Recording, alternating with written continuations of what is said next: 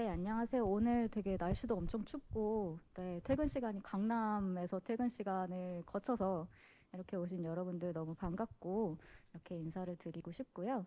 오늘 이제 아마 소식 보셨을 수도 있겠지만, 원래 이경희 작가님이 함께 하시기로 했는데, 코로나에 걸리셔갖고, 네, 오늘 참석을 못 하신다고, 그래서 이렇게 네 분과 함께 하게 되었습니다. 그리고 오늘 이제 진행은 7시 반에 시작해서 9시쯤 끝날 예정이고요. 아마 이제 이렇게 얘기 돌고 난 다음에 마지막에 질문 시간이랑 이제 뭐 편하게 사인 받으실 수 있는 그런 시간이 있을 예정입니다. 그리고 오늘 이토록 아름다운 세상의 개라고 북토크가 되어 있었는데 제목이 좀 고민을 했어요. 책 제목은 이토록 아름다운 세상에서인데 이거를 일부러 이렇게 제목을 정하신 것이 아닐까? 혹시 그렇지 않을까? 해서 이토록 아름다운 세상에서 보내는 메시지를 이토록 아름다운 세상에게 이렇게 전달하는 그런 얘기를 오늘 하면 제목에도 딱 맞고 좋은 얘기가 되지 않을까라는 생각을 했습니다. 그래서 오늘 여러분들 얘기를 들어보려고 하고요. 그래서 처음에 이제 드리고 싶은 질문은 정보라님 작가님께 이제 드리고 싶은데 아무래도 이제 작가연대 대표로서 그리고 이 기획을 좀 진행을 하셨잖아요. 그래서 이 기획이 20명이 참여하는 그런 꽤 큰 기획이었고 현대문학에서 함께 하시면서 좀 드물게도 월간지에 이렇게 10명, 10명 실린다는 그런 좀 큰 기획이 되었어요. 그래서 이거를 어떻게 그 기획을 이제 이 기획 과정이 어떻게 진행되었는지 그리고 작가님께 이런 기획이 어떤 의미가 있었는지 한번 듣고 싶습니다. 어, 그게요, 그러니까 제가 올해 초에 그 북허상 국제부문 어쩌고 그 광풍에 휘말리면서 여기저기에서 인터뷰를 할 때마다 한국과학소설 작가연대를 외쳤는데요. 한 7번 외치면 한 번쯤은 기사가 나더라고요. 그래서 현대문학에서 아마 제안을 해오신 것 같아요. 근데 제가 작년 말에 대표 됐을 때 이 일 어쩌면 좋지 이렇게 생각했는데 이렇게 한꺼번에 이름을 낼 기회가 왔으니까 그래서 이건 무슨 일이 있어도 해야겠다고 생각을 해서 그냥 무작정 공지를 막 돌렸어요. 그래서 몇몇 작가님들은 거절도 하시고 한 분은 참여하려고 하셨다가 병으로 어, 치료받으시게 돼서 그러니까 손을 쓰실 수가 없게 돼서 그래서 하차하시고 그래서 제가 그러니까 거의 구조 요청을 했는데 SOS에 답변을 주신 분들이 여기에 참여하신 분들이라서 예, 대단히 감사하게 생각하고 있습니다.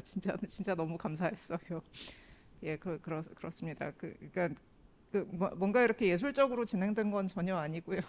제발 원고 좀, 제발 마감이 한 달인데 제발 작가님 막 이렇게 해서 됐어요. 그 작가님께 그리고 작가로서 그리고 대표 이제 말하자면 대표의 업적이라고 할 수 있을까요? 이력이라고 할 수 있을까요? 네, 그런 의미도 혹시 있을까요?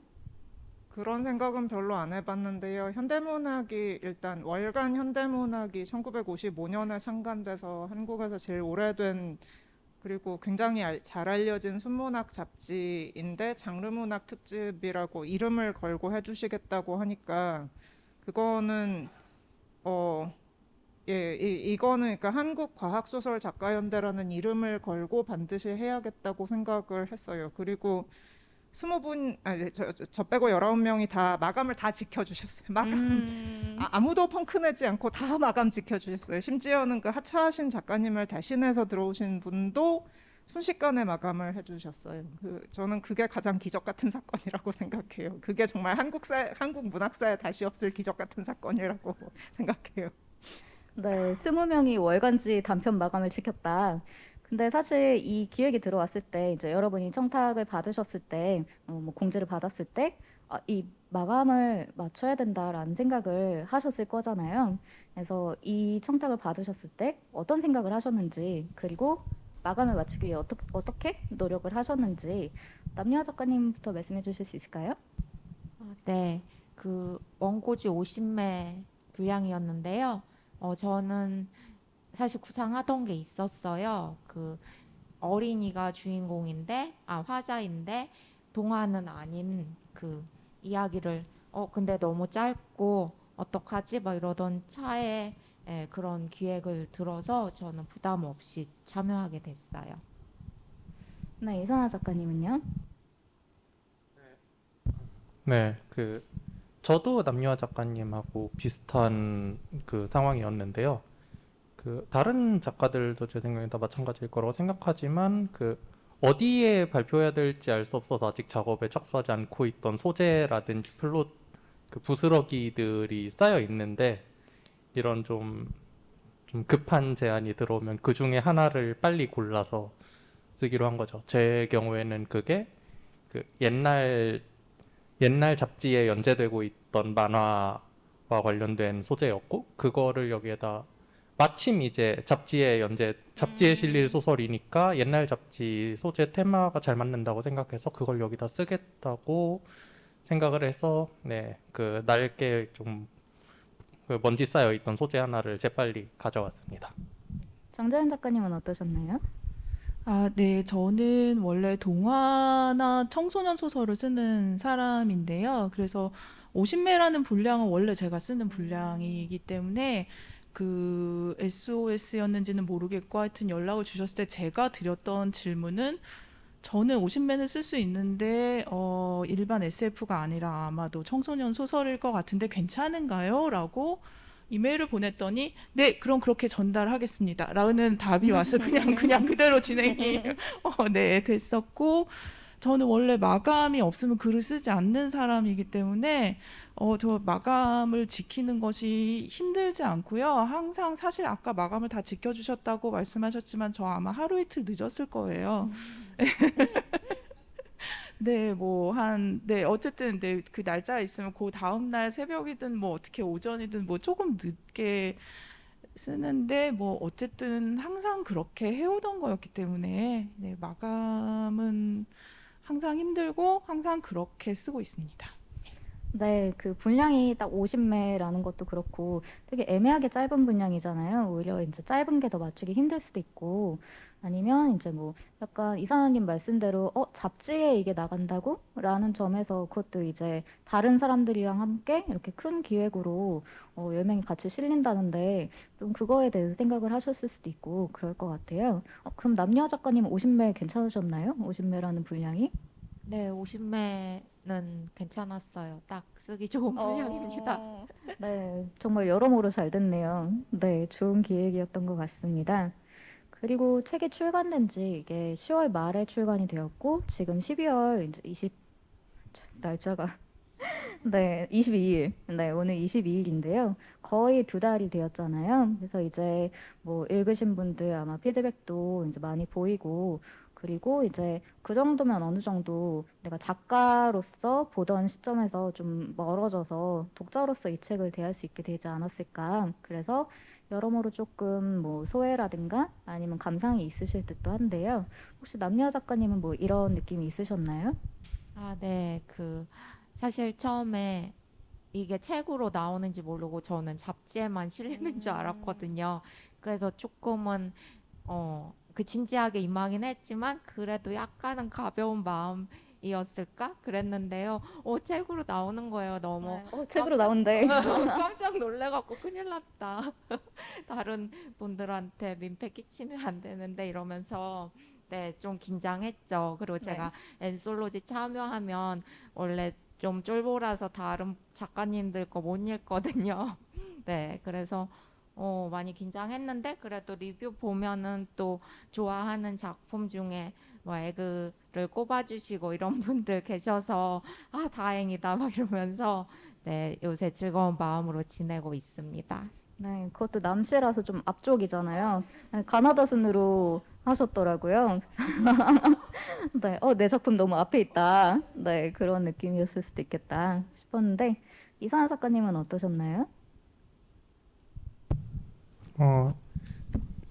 책이 나오는 거는 항상 기쁜 일인 것 같아요. 저는 인쇄된 형태로 제 작품이 어디에 실려서 다른 독자들이 읽을 수 있는 그 자리에 놓인다라는 것은 작가 생활 시작한 이후로 항상 즐거운 일이었고, 이번 기획에서 특히 제가 좋았던 거는 이제 다른 작가님들과 작품이 굉장히 많이 실려 있잖아요. 저는 이 책을 받아보자마자 이 단면을 보고 굉장히 놀랐는데, 그 보통 이제 엔솔로지 단편 같은 경우는 그 작가 이름이랑 작품 들어간 페이지가 다른 색이잖아요. 그래서 단면을 보면 몇 작품 있는지 이렇게 보이거든요. 근데 지금 이 작품, 이 책의 단면을 보시면 알겠지만 굉장히 빽빽하게 되어 있어요. 이게 정말 많은 작가님들과 함께 했구나. 그리고 이제 작품들을 읽어보면 그 다양하기도 다양하면서 또 최근에 어떤 다른 SF 작가님들은 이런 소재들을 많이 쓰시는구나, 이런 방향으로 많이 나가시는구나 하는 것도 한눈에 좀 볼 수 있어서 좋았고, 아마 그게 제 생각에는 독자분들에게도 좀 즐거운 부분이 아니었을까 그렇게 생각을 합니다. 아, 그럼 혹시 진짜 참여하길 잘했다 이렇게 느낀 점도 있을까요? 참여하길 잘했다라는 것은 보통 이제 다른 분들이 제 작품 좋다고 평가를 해주시면 그때 드는 감상인데 조금 들었어요. 알겠습니다. 정보라 작가님은 좀 어떤 이 책에 대해서 소회가 어떠셨나요? 저는 그니까 마감 책이 나왔다 마감 이게 제일 기뻤고요. 예, 그리고 여기에 제가 쓴 통역의 그 모델이 계세요. 그 저기 경주 이주노동자센터 소장님한테 잡지가 나왔을 때 드렸거든요. 근데 굉장히 좋아하시더라고요. 그래서 그게 되게 보람이 있었고요. 그 외에는 저도 남유아 작가님처럼 겁이 나서 다른 분들께 너무 훌륭하고 저만 혼자 재미없을까 봐 안 읽어보고 있다가 북토크를 하게 돼서 어쩔 수 없이 읽었어요. 그럼 혹시 제일 마음에 들었던 작품이 있을까요? 이거 진짜 잘 썼다, 이거 너무 좋다, 다른 사람은 몰라도 난 이거 진짜 좋다, 이런 작품이 있었을까요? 그것은 너무 불가능한 대답할 수 없는 질문인데요. 그러니까 다 특징이 다 있는데 그 구성면에서 정말 반전에 반전을 거듭하는 50매 안에서 이렇게 페이지를 넘길 때마다 반전이 일어나는 작품이 김백성 작가님 나의 전쟁이었고요. 즐겁기로 가장 즐거운 작품이 이산화 작가님. 네. 이런 게 이제 뜻깊은 에이. 상황. 네, 이라는 참여하길 것입니다. 잘했다. 네.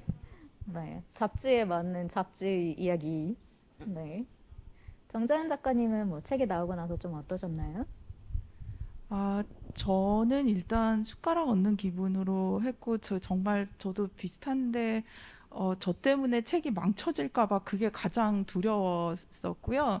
근데 이제 가나다 순으로 하는 것 같더라고요. 그래서 다행이다, 나는 뒤니까 라고 그러고 봤더니 제 뒤가 황보가 작가고 제 앞으로 정보라 정소연 이렇게 있는 거예요. 그래가지고 설마 지치시겠지? 막 이러고 여기까지 그냥 황보가로 뛰겠지? 뭐 이런 기대를 가지고서 괜찮겠지 하고 있었고요. 책이 제가 동화를 쓰지만 책을 별로 많이 내는 사람이 아니라서 일단은 책이 나오면은 기쁘고요. 게다가 이렇게 20분이 이토록 아름다운 20분과 함께 책을 내서 정말 기뻤고요.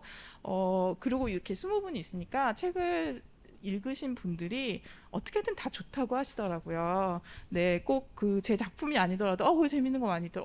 보니까 누구 작가 좋더라. 이런 얘기를 듣는 것도 정말 좋았습니다. 혹시 그러면 다른 분 작품 뭐 이제 좋았다든가 혹시 네네. 저 얘기할 수 있는 게 그거는 있으실까요? 얘기 못 하겠어요. 알겠습니다. 네네. 네, 사실 이제 전부 좋았어요가 제일 좋은 답인데 그래도 이제 개인적으로 궁금한 점이 있어서 질문을 드렸고요. 근데 말씀대로 정말 빽빽한 책이고 20분 마감을 지킨 것이 너무나 굉장한 것 같고, 사실 그 현대문학 7월호랑 8월호에 실렸었잖아요. 근데 10월에 이렇게 10월 말에 출간이 됐다는 게 이게 뭐 표지 정하고 인쇄하고 뭐 그 과정을 생각하면 정말 그 월간지 마감에 더해서 단행본 마감까지 정말 잘 지키신 것이 아닌가. 네, 좀 격하게 공감해 주셔서 너무 네, 좋고요. 그렇게 좀 이제 마감을 마쳤다. 그리고 엔솔로지로 이제 20편이 묶였다. 그리고 이에 더해서 여기 정세랑 작가님이 추천서 쓰시면서 이 중에 정말 완벽하게 마음에 드는 작가가 한 명은 있겠지라는 그런 내용을 써주셨는데 정말 20명씩이나 있으면 그래 이 중에 마음에 드는 사람이 분명히 있을 것이다라는 그런 생각이 들어요. 네, 그러면 이제 SF로서 SF 얘기를 조금 해보려고 하는데요. SF를 쓴다라는 것이 사실 지금은 굉장히 많이 늘어난 일이지만 여러분들이 이제 대체로 쓰기 시작하셨을 때는 그렇지 않았잖아요. 이제 남유아님도 작가님도 쓰기 시작하셨을 때 아직 그렇게까지 SF가 뭐 지금만큼은 아닌 그런 상태였잖아요. 그래서 그런데 어떻게 SF를 쓰게 되었는가를 좀 이제 말씀해 주시면 좋겠습니다. 네, 먼저 해주세요. 저는 사실 호러 매니아예요. 항상 호러가 마음의 고향입니다. 이렇게 외치고 다니는데요. 그래서 호러 소설로 데뷔를 하려고 제가 예, 막 공모전에 응모하고 그랬는데 호러 공모 자체가 없기도 하고 본심에 갔다가 7번 떨어졌어요. 그래서 어떡하지 이러면서 그때 이제 시간 여행물을 썼는데요. 그때 그것도 역시 다른 공모전에서 떨어졌었는데 다행히 그 대전 정보문화산업진흥원이라는 곳에서 과학 소재 장르문학 단편 소설 공모전을 매년 열어요. SF 공모전이죠. 그래서 거기에서 상을 받으면서 SF 작가로 약간 난데없이 데뷔하게 됐고요. 약간 호러가 또 SF랑 맞닿아 있는 지점이 많거든요. 그래서 SF를 쓰면서 가장 즐거운 점은 말도 안 되는 소리 해도 되는 거잖아요. 네, 앞뒤가 맞기만 하면요. 그래서 제가 상상한 것들 마음대로 쓸 수 있어서 너무 행복합니다. 그러면 혹시 SF와 호러를 결합하는 것도 가능하잖아요. 그런 계획은 없으신가요? 네, 내년에 어. SF 호러 단편집이 나옵니다.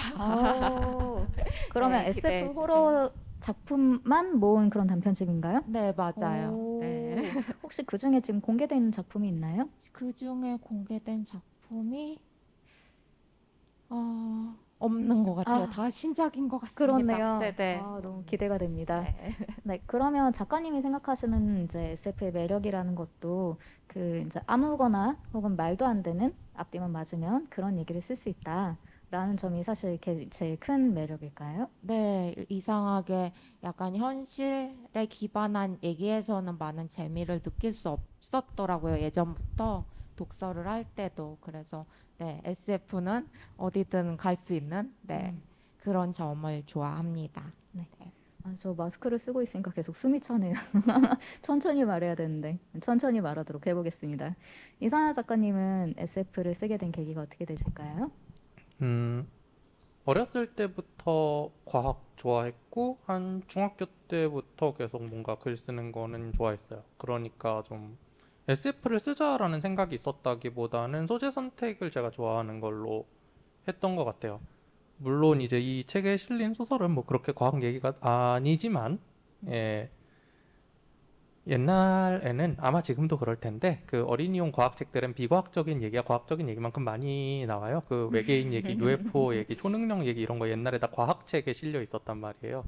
그래서 당시에 과학을 좋아하고 과학책을 많이 읽은 애들은 보통 비과학적인 것도 좋아했어요. 저도 이제 어쩌다 보니까 이제 그렇게 되었고 지금도 과학적인 얘기랑 안 과학적인 얘기 두 개를 둘 다 굉장히 좋아하고 그게 좀 자연스러운 소재 선택이었던 것 같아요. 말씀드린 대로. 그래서 SF를 쓴다는 어떤 자각이 없을 때부터 사실 계속 SF를 썼었어요, 저는.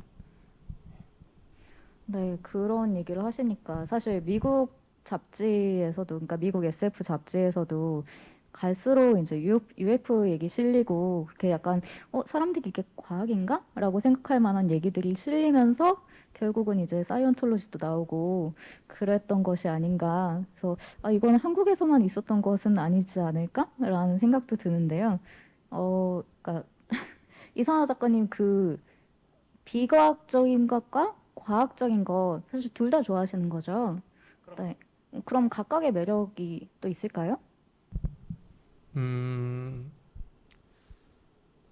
제 생각에는 그 두 개가 어떤 굉장히 멀면서도 그 한편으로 그 어떤 코어에 있는 그 즐거움은 크게 다르지 않다라고 느끼는 부분이 있어요. 왜냐하면 어떤 음모론이라든지 아니면 유사과학이라든지 하는 것들이 결국에는 우리가 잘 이해가 안 되는 어떤 것의 작동 원리를 우리가 알고 있어야 안심이 되니까 그래서 생겨나는 것이라고 생각하거든요. 아, 하늘에서 뭔가 우리가 정말 뭔가 날아다니는데 그게 뭔지 알 수 없다고 하는 것보다 그게 외계인이 타고 있는 우주선이고 저것은 이런 모양을 하고 있고 저 우주선은 어디에서 왔고 저기 있는 타고 다니는 종족은 어떤 종족이고 이것을 우리가 안다고 믿을 때 좀 더 안심이 되는 거죠. 그러면 우리가 그것에 대응할 수 있고 또 아니면 대응할 수 있다고 상상할 수 있고 저들이 우리에게 우호적이라고 상상할 수 있거나 아니면 우리가 저들을 물리칠 방법이 있다고 상상할 수 있거나 그럼으로써 우리가 좀 안심을 얻는 것인데 그것을 그 건전한 회의주의를 통해서 올바른 방법론으로 차근차근 해나가면 과학이 되는 것이고 중간중간에 많이 점프하면 비과학이 되는 것이라고 생각해요. 근데 그 SF에서도 그렇고 제가 소설을 쓸 때 항상 생각하는 게 수수께끼를 던지고 이 수수께끼에 대한 해답을 제시한다가 제가 생각한 어떤 작법의 기본 같은 거거든요. 이 안에서는 과학도 그렇고 비과학도 그렇고 둘 다 잘 먹혀요. 어떤 우리가 알 수 없는 어떤 이상한 일이 일어났다? 근데 사실 이것의 진상은 이러했다. 라는 구조가 여기 이 중간에 이 소설 내에서 납득시킬 수만 있으면 메인 소재가 굉장히 과학적인지 굉장히 비과학적인지 이거는 제 생각에는 SF 작법 내에서는 그렇게 중요하지 않다라고 생각이 돼요. 둘 다 그 어떤 이거였구나라는 그 쾌감을 전달하는 데에는 무리가 없기 때문에. 사실 이 이토록 아름다운 세상에서 실린 이상한 작가님의 그 잡지 이야기도 이거였구나라고 해결이 되잖아요. 네, 그 점에서 정말 이렇게 쓰셨구나라는 생각이 듭니다. 또 한편으로는 제가 얼마 전에 러시아 우주론에 대해서 들었는데 20세기 초에 이제 소비에트 연방에서 연구하던 우주론이 얼마나 SF적인가. 근데 이거를 굉장히 진지하게 학문으로 연구를 했다더라. 그래서 전 들으면서 와 이거 진짜 SF인데 뭐 이런 생각을 했었거든요. 그래서 그 점에서도 사실 좀 뭐랄까요? 이상하 작가님이 말씀하신 대로 이게 과학적인지 비과학적인지 그렇게까지 근본적인 차이가 없는 부분이 분명히 이제 애매해지는 부분이 있는 것 같다. 그리고 저는 그거를 SF로 접하고 있는 것 같습니다. 그래서 정보라 작가님께서는 SF를 쓰게 된 계기 어떻게 되시는지 말씀해 주세요. 저는 SF를 안 썼는데 그 국립과천과학관에서 SF 어워드를 주시는 바람에 얼떨결에 SF를 쓰게 됐어요. 하지만 이제 이토록 아름다운 세상에서 여기 실린 것도 외계인이 나오고, 네. 그러니까 잘 모르면 일단 외계인으로 해결하자.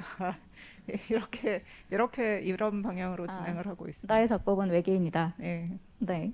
그러면 그러니까 SF로 분류되는 것에 대해서 사실 그 저주토끼 단편집이 굉장히 많이 회자가 되었었는데 거기서도 SF라고 할 만한 것은 그 인조인간이라고 할까요? 로봇이라고 할까요? 네. 그것이 나오는 단편 하나 외에는 사실 호러 아니면 판타지라고 볼 수 있잖아요.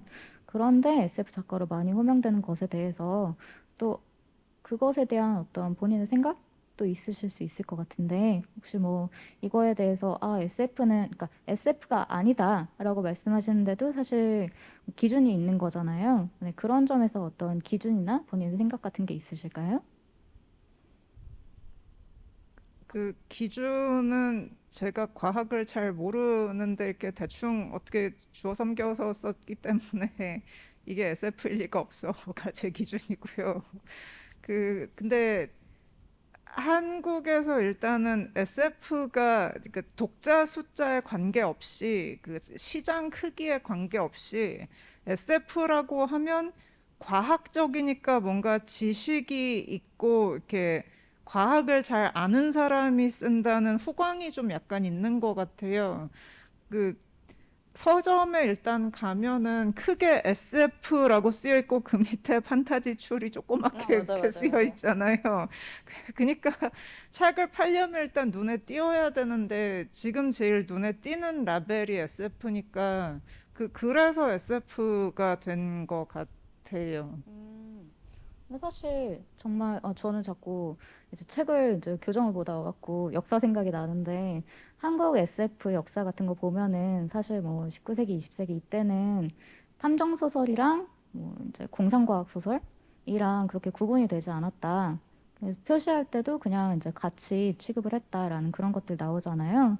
근데 그것이 지금 와서 그대로 쓸 수는 없지만, 하지만 정보라 작가님 작품이 SF로 분류되는 게 그렇게 뭐 이상하진 않지 않을까? 지금 한국에서? 라는 생각도 저는 들어요. 저는 과학을 그렇게 선호하지 않기 때문에, 이산화 작가님과 다르게 저는 과학에 그렇게까지 관심이 없기 때문에 외계인 나오면 SF지라고 생각하거든요. 네. 저는 책만 잘 팔리면 감사하다고 생각해요.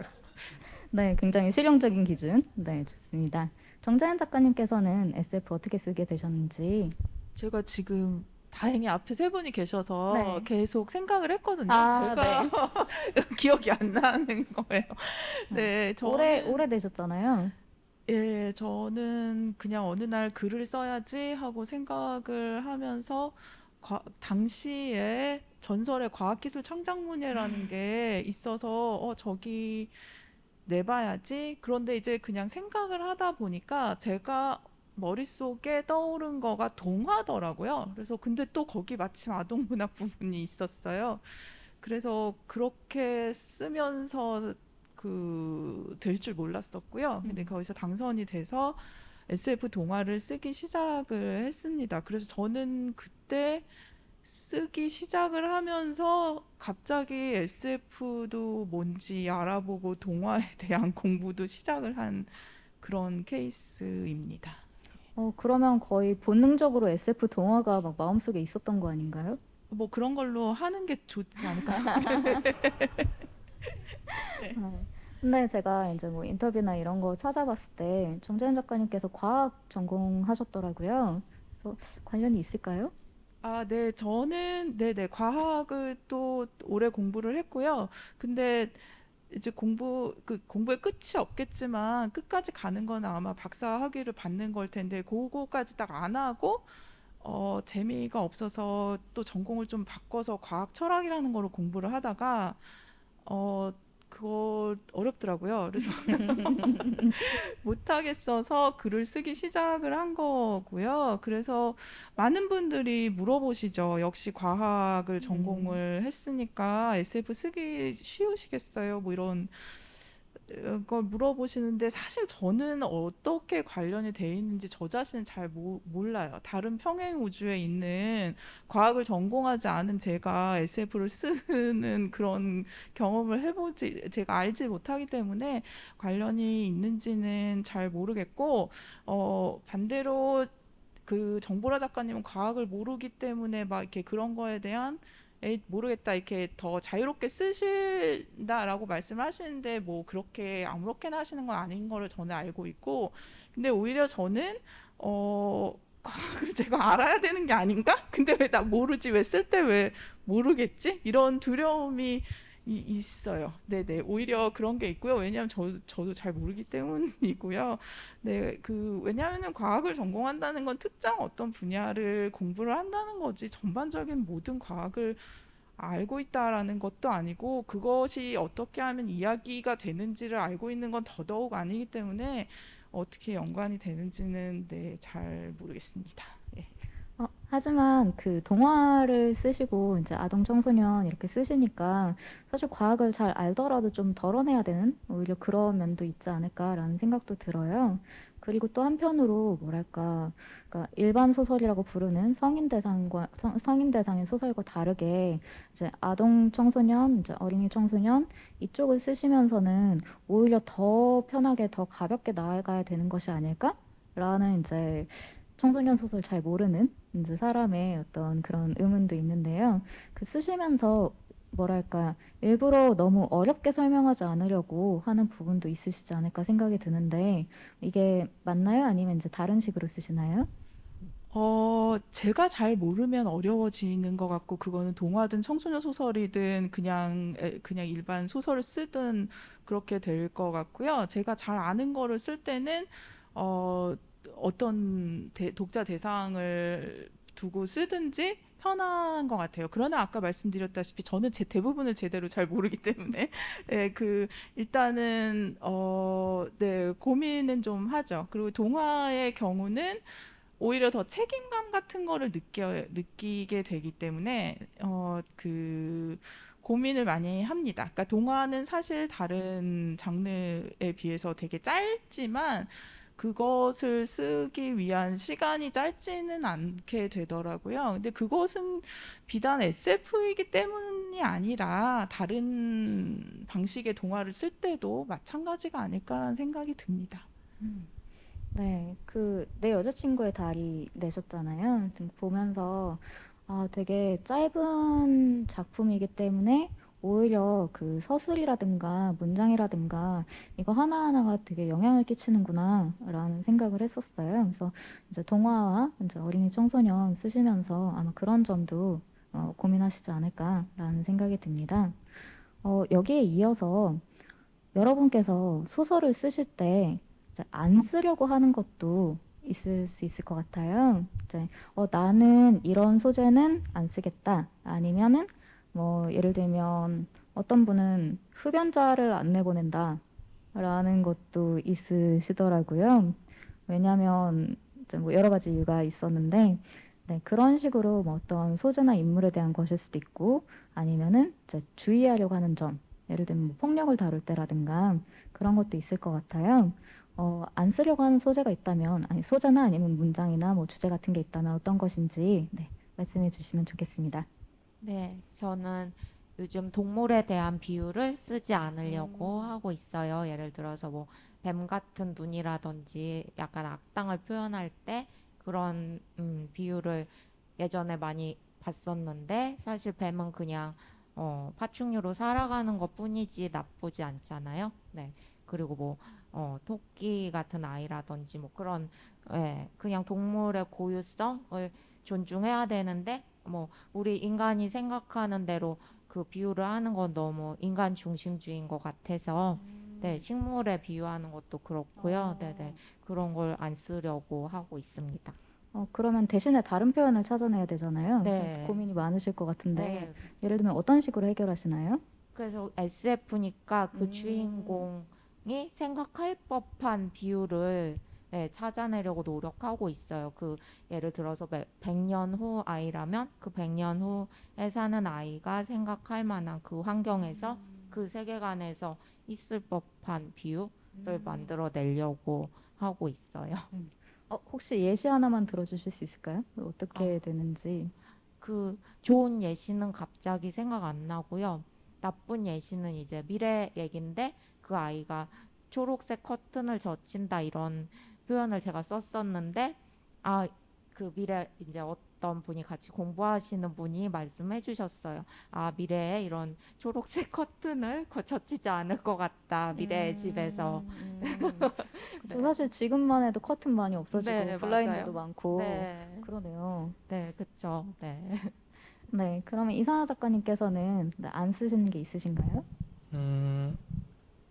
말씀하셨던 어떤 그 윤리적인 측면 같은 데서 저는 이제 무엇을 안 써야겠다라기보다는 무엇을 지금 어떤 소재를 써야겠다라는 부분을 조금 더 많이 생각하는 편이에요. 이거는 항상 제가 어떤 엔솔로지 작업이든 어떤 작업이든 할 때 저는 그 다른 작가님들 목록이나 아니면 이 엔솔로지 성격 같은 것을 보고 여기에서 내가 어느 자리를 채워야 할지를 항상 좀 많이 고민을 하거든요. 이게 그 끄트머리에 들어갈 때도 자주 있고 그러다 보니까 그래서 이를테면 윤리적인 것 문제는 아닌데 이거 쓸 때 저는 그 SF 지면이 아닌데 저를 불렀을 때 저는 최대한 SF 같은 소재를 쓰려고 노력을 해요.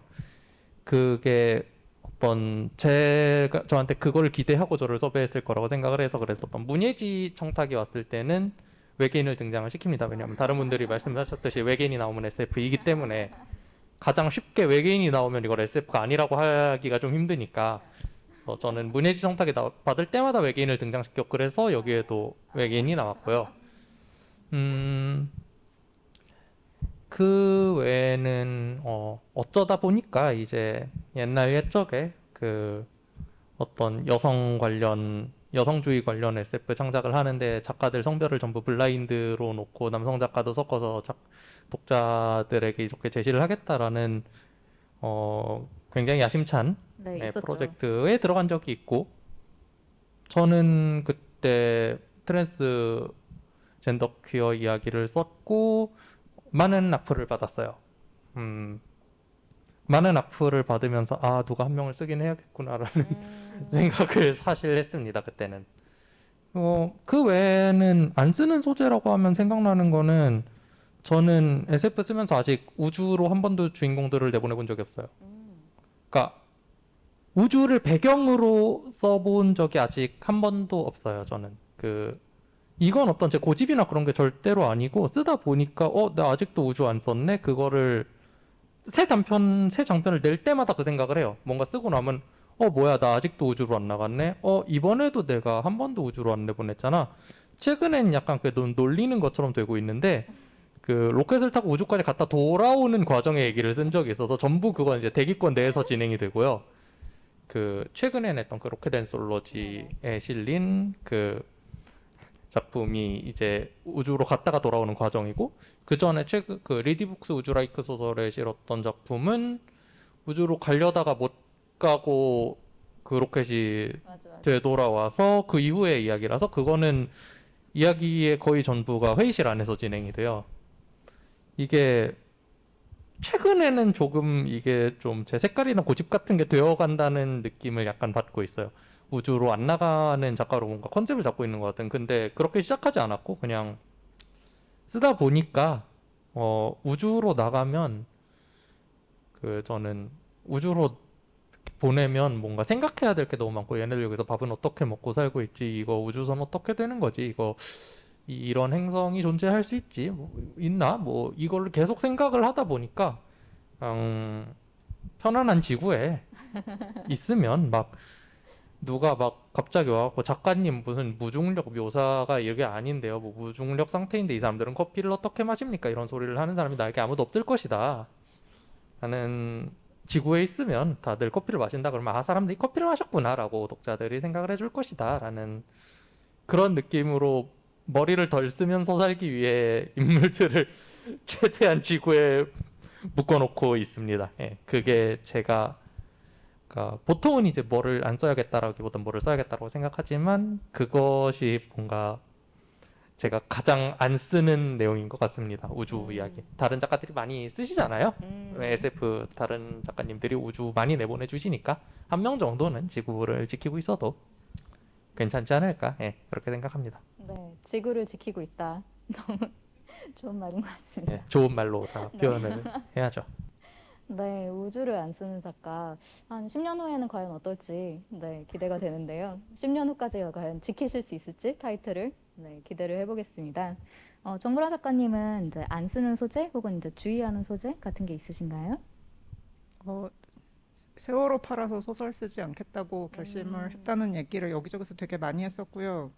그 우크라이나 전쟁이나 뭐 이런 참사 얘기 쓰지 않겠다고 혼자서 결심을 했었는데 제가 우크라이나 신문을 열심히 보고 있거든요. 어떻게 돼가는지. 근데 최근에 거기에 그 피처로 실린 이렇게 되게 사진이 크게 실린 어떤 분이 그분은 중령으로 전역을 하셨는데 2021년에 중령으로 전역했다가 1년도 못 돼서 전쟁 나는 바람에 다시 입대를 하셨는데 근데 그 전장에 직접 나가고 싶어서 하사로 다시 입대를 하셨어요. 중령이었다가 그랬는데 전세가 나빠지니까 예, 여기서부터 이제 21세기인데요. 틱톡으로 비디오를 찍어서 그거를 페이스북과 여러 SNS에 공유를 해서 그 자원 참전자를 모집을 해서 부대를 하나 새로 만들어서 그래서 하르키우 주를 탈환했어요. 그분이 틱톡으로 모집해서 아니 물론 전쟁을 틱톡으로 한 건 아닌데 근데 어쨌든 그런 분의 얘기가 신문 기사에 나서 이런 거는 좀 이렇게 잘 생각을 해보면 우크라이나 사람들 본인들이 되게 자랑스러워할 만한 이야기가 나올 거 물론 틱톡은 좀 웃기지만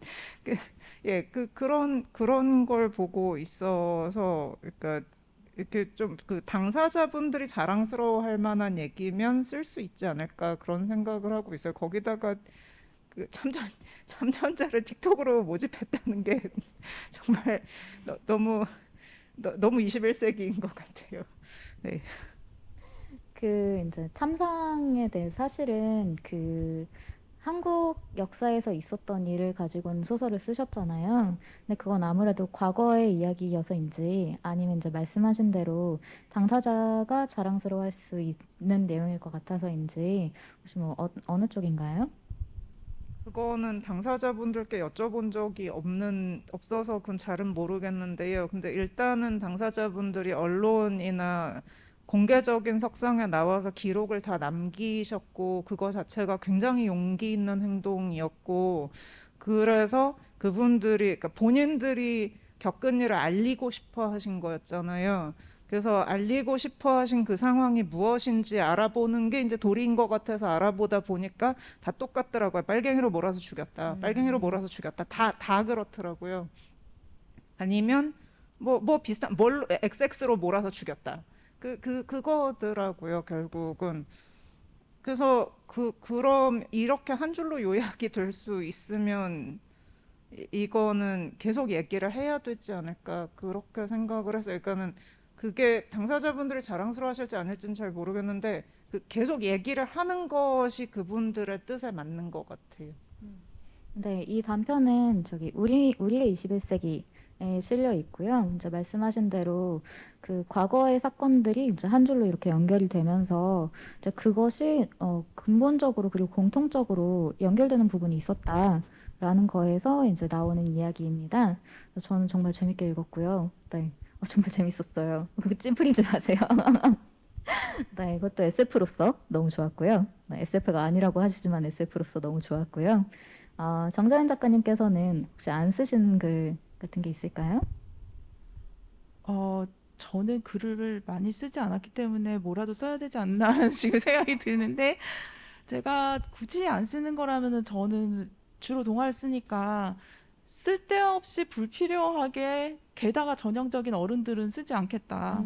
예, 라는 그냥 뭐 안 쓰고요.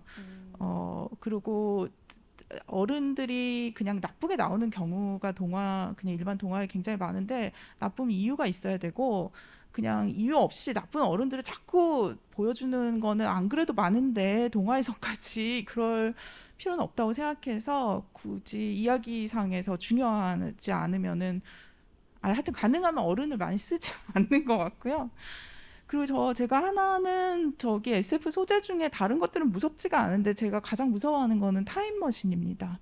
타임머신, 네, 타임머신이나 타임슬립물이 어려워요. 저는 힘들어서 그거는 피해야겠다라고 생각을 했는데, 근데 얼마 전에 오히려, 그러니까 너무 재난과 참사가 많이 일어나다 보니까 어느 날 밤에 내가 정말 글을 잘 쓰면 타임머신으로 글을 써야겠다. 타임머신 타고 가서 다 되돌리고 다 살리고 그러고 싶다라는 생각을 강하게 했습니다. 근데 그거는 정말 잘 쓰고 싶어요. 쓰려면. 그렇기 때문에 그렇게 될 때까지 또는 이제 영원히 타임머신물을 쓰지 않거나 쓰지 못할 것 같습니다. 네, 역시 과연 10년 뒤에 이게 나올 수 있을지 어떻게 됐을지 10년 뒤에 기약하며 기대를 해봅니다. 작품 얘기 여기 이제 수록작 얘기도 좀 하고 싶은데요. 그 정자연 작가님 사실 그 어른이 이유 없이 혹은 이제 이유 없이 나쁘게 등장하는 걸 쓰지 않겠다라고 하셨는데 그 여기 수록작인 너의 노래를 듣고 싶어 보면은 사실 그 대사가 있는 어른이 없잖아요. 네. 없죠? 네, 없는 점이 없습니다. 눈에 띄었는데 이것이 특히 그 설정상으로 난민이 될 수 있는 사람은 12살에서 18살 사이의 청소년뿐이라는 것이 이게 왜일까? 이게 소설에서는 나름대로 설명을 하지만 이게 이 작가님이 왜 이런 설정을 고르셨을까라고 생각을 하다가 이게 청소년 문학이라 그렇구나. 라는 그때부터 좀 이게 청소년 소설이라서 그렇구나 라는 생각을 하게 되었거든요. 그래서 이게 청소년 소설로서 이제 또 어떻게 이제 뭐 주의를 기울이신 점이 있을지 그런 점이 궁금합니다. 여기 오신 분들이 그걸 읽으셨는지를 모르겠어가지고 제가 어디까지 말씀드려야 되는지 모르겠는데, 네, 12살에서 18살 사이에 그 청소년들만 우주선, 난민 우주선을 탈 수 있는 설정을 한 거에 하나의 이유는 또 뭐냐면, 사실 또 굉장히 수많은 SF에서 어린이들을 우주선에 태우지 않아요. 위험하잖아요. 그리고 아직 다 성장도 안 했고 뭐 여러 가지 훈련도 안 됐고, 그래서 어린이들이 잘 탈 수 없는 곳이기도 하기 때문에, 저도 그러니까 이제 12살이라는 이제 그거를 정했는지도 모르겠는데, 그래서 태우고 싶다. 그리고 이제 그게 난민선이기 때문에 다른 행성에 가서 다른 행성의 후견자들이 이 아이들을 같이 이렇게 더불어 살 수 있는 환경을 제공하는 그런 건데, 지구는 거의 망한 상태고 그 지구에는 나쁜 어른들이 많을 텐데 별로 거기 태우고 싶지 않았어요. 굳이 가서 다른 행성까지 망치고 서로 그러는 상황을 만들지 않기 위해서 이제 거기에 그 은하 조약이 아직은 그래도 이제 우리가 도와주겠는데, 아직 다 자라나지 않은, 아직 덜 나빠진 청소년들을 태워서 더불어 살게 하는 그런 설정으로 만들었고요. 그리고 거의 보다 보면 그 나이가 되게 중요해요, 결국은. 왜냐하면 후견자는 성인이 해야 되는데, 이 청소년이 처음에 갔을 때 만난 친구는 아이였지만, 나중에 이제 그 우주선을 타고 비행을 하는 사이에 그 친구는 성인이 돼서 후견자가 될 수 있고, 주인공은 아직 우주선에서 덜 자라서 이제 후견을 받을 수 있는 청소년으로 여전히 있어서, 그렇게 만날 수 있는 설정을 또 해야 됐기 때문에, 네, 청소년으로 설정이 되었습니다. 네, 그 시간 왜곡 현상, 그러니까 광속의 속도로 움직이면은 이제 시간이 흐르지 않기 때문에 일어나는 그 시간 왜곡 현상이 이렇게 쓰이는구나라는 점도 흥미로웠어요. 그러니까 한 명은 계속해서 차근차근 나이를 먹고, 한 명은 이제 계속해서 청소년으로서 고민을 하는 거잖아요. 그 점이 이제 이거를 그리는 게 청소년 문학이 아닐까라는 생각도 했습니다. 다른 분들의 수록작에 대해서도 질문을 드리려고 하는데요. 남녀 작가님도 사실 청소년 소설을 계속 쓰셨잖아요. 그 푸른 머리카락도 그렇고. 네. 그래서 이 에그도 이제 수록작의 에그도 청소년이 주인공이고, 그리고 정말 청소년의 어떤 그 혼란스러움, 그러니까 어떤 연약함과 강함과 혼란스러움이 같이 있는 그런 네. 느낌을 받았는데, 네, 이 소설의 주인공이 청소년이야겠다, 나는 청소년 소설을 쓰겠다라고 생각하셨던 건지 궁금합니다. 꼭 청소년 소설을 써야겠다 이건 아니었고, 제 다른 청소년 소설에 이 에그 설정이 나오거든요. 유전자, 선별, 출산. 그래서 그 세계관을 갖고 생각을 하다 보니까 조금 좀 실존적인 얘기가 떠올랐어요. 그게 지금 실린 에그였고요. 네. 그래서 많은 같은 세계관의 다른 이야기들이 내년에 네, 2편 정도, 네, 한 편은 장편으로, 한 편은 단편으로 엔솔로지에 이렇게 들어갈 것 같아요. 그 SF 호러 단편집과는 다른 거죠? 네, 많이 다릅니다. 나오네요, 내년에. 네, 기대를 하겠습니다. 네. 그리고 또 한편으로 에그에서 이제 보셨겠지만 저는 다 보셨다고 믿고 있어요. 네. 그리고 앞에 실리셨으니까 그 에그 안은 완벽했다라는 게 마지막 문장이잖아요. 저는 이 문장이 되게 인상적이었거든요. 왜냐면은 이게 재밌었던 게, 그 주인공이 가족에게는 그렇게 적응을 못 하는데 에그에서는 너무나 완벽하게 딱 맞는 거잖아요. 그런데 이것이 한편으로 보면 현실을 회피하고 현실에서 도망쳐서 에그로 가버리는 그 자기 외에 아무것도 없는 세상으로 가버리는 것처럼 보이기도 하고, 또 한편으로는 자기를 부정하는 부모에게서 벗어나서 자기가 있는 그대로 완벽할 수 있는 에그로 가는 것이 아닌가, 이렇게 해석할 수도 있지 않을까라고 느꼈는데, 혹시 작가님의 생각은 어떠셨나요? 네, 그 에그 안은 완벽했다 이 말이 너무 좀 아이러니함을 많이 담고 있다고 생각해요, 저는. 근데 이제 그 문장에서부터 어떤 완전 무결한 에그에서부터 이 이야기가 시작됐기 때문에 그 문장은 좀 결말로 정해진 거였고요. 그 결말의 장면에 대해서는 같이 저는 이제 글을 쓰고 꼭 초안을 쓰면은 같이 합평 모임에서 이렇게 다른 작가님들 얘기를 듣거든요. 거기에서 그런 얘기 들었죠. 현실 도피다. 그리고 혹은 자살 같은 걸로 보이기도 한다.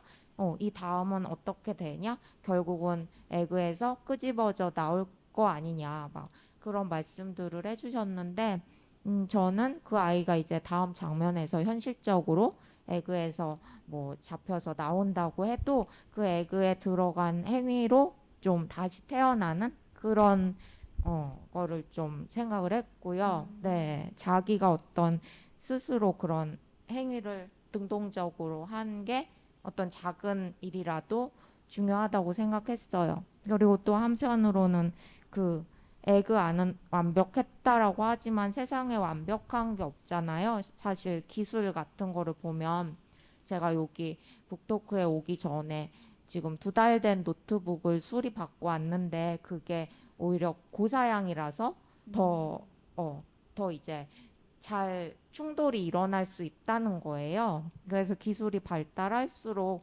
어쩌면 우리는 완벽한 게 없어지고 있지 않나. 네. 그런 생각이 들었어요. 근데도 그리고 우리가 좀 삶을 살아가는 게 결국은 우리의 완벽하지 않음을 인정해 나가는, 깨달아 나가는 일이라고 생각하거든요. 근데 이제 여기에 부모들은 그거를 인정하지 못하는 거죠. 계속 어떤 완벽을 고집하고 완벽이 아니더라도 더 나은 거를 네, 고집하는 그런 것들에 대해서 좀 얘기해보고 싶었어요. 네. 그 점도 되게 재미있는 게, 그러니까 소설에 보면은 자연의 아이들, 그러니까 에그에서 태어나지 않은 자연의 아이들은 이제 좀 말하자면 개성이 있고 몸이 완벽한 좌우대칭이 아니고 그렇기 때문에 오히려 좀 선망을 받고 반대로 에그에서 태어난 이제 완전히 뭔가 갖추어진 그런 외모를 가진 아이들은 이제 그런 선망을 안 받고 그런 부분이 나오는데 반대로 이 주인공의 부모는 얘가 완벽하게 생기지 않았기 때문에, 그러니까 좌우대칭으로 그렇게 딱 갖춰진 모습으로 자라지 않았기 때문에 얘를 되게 불완전하다, 오류다, 잘못다, 이 회사는 나한테 손해배상을 해야 된다라고 하잖아요. 그런 것이 어떤 세대 차이로 느껴지기도 하고, 또 한편으로는 말씀하신 대로 오히려 이렇게 결함으로 보이는 개성이 있는 것이 사실은 더 완전한 것일 수 있지 않을까. 완벽하다기보다는 완전한 것일 수 있지 않을까라는 생각도 듭니다. 그래서 이 미래 사회에서는 기술이 더 발전한다면 오히려 그런 개성을 하나씩 심어주는 방식으로 발전할 수도 있지 않을까라는 생각도 들었는데요. 혹시 그런 설정이 있나요? 그런 설정은 없는데, 네. 네, 어쨌든 그런 얘기를 하고 싶었어요. 사람은 불완전하지만 말씀하신 것처럼 온전할 수는 있다. 그런 얘기를 하고 싶었어요. 왜냐하면 제가 나무가 된 아이라는 동화집도 썼는데요. 거기에 온쪽이라는 이야기가 있어요. 반쪽이 라는 전래동화를 모티브로 해서 쓴 얘긴데요. 거기는 기본적으로 사람들이 다 반쪽 사람들이에요. 그 행성에서는.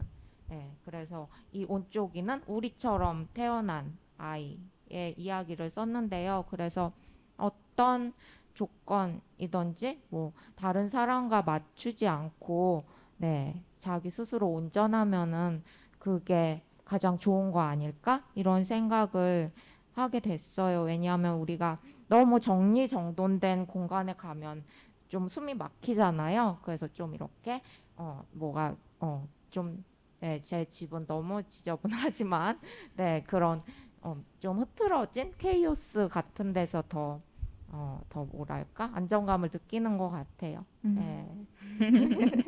알겠습니다. 근데 정보라 작가님께도 질문 드리고 싶은데 너무 그렇게 회피하지 마세요.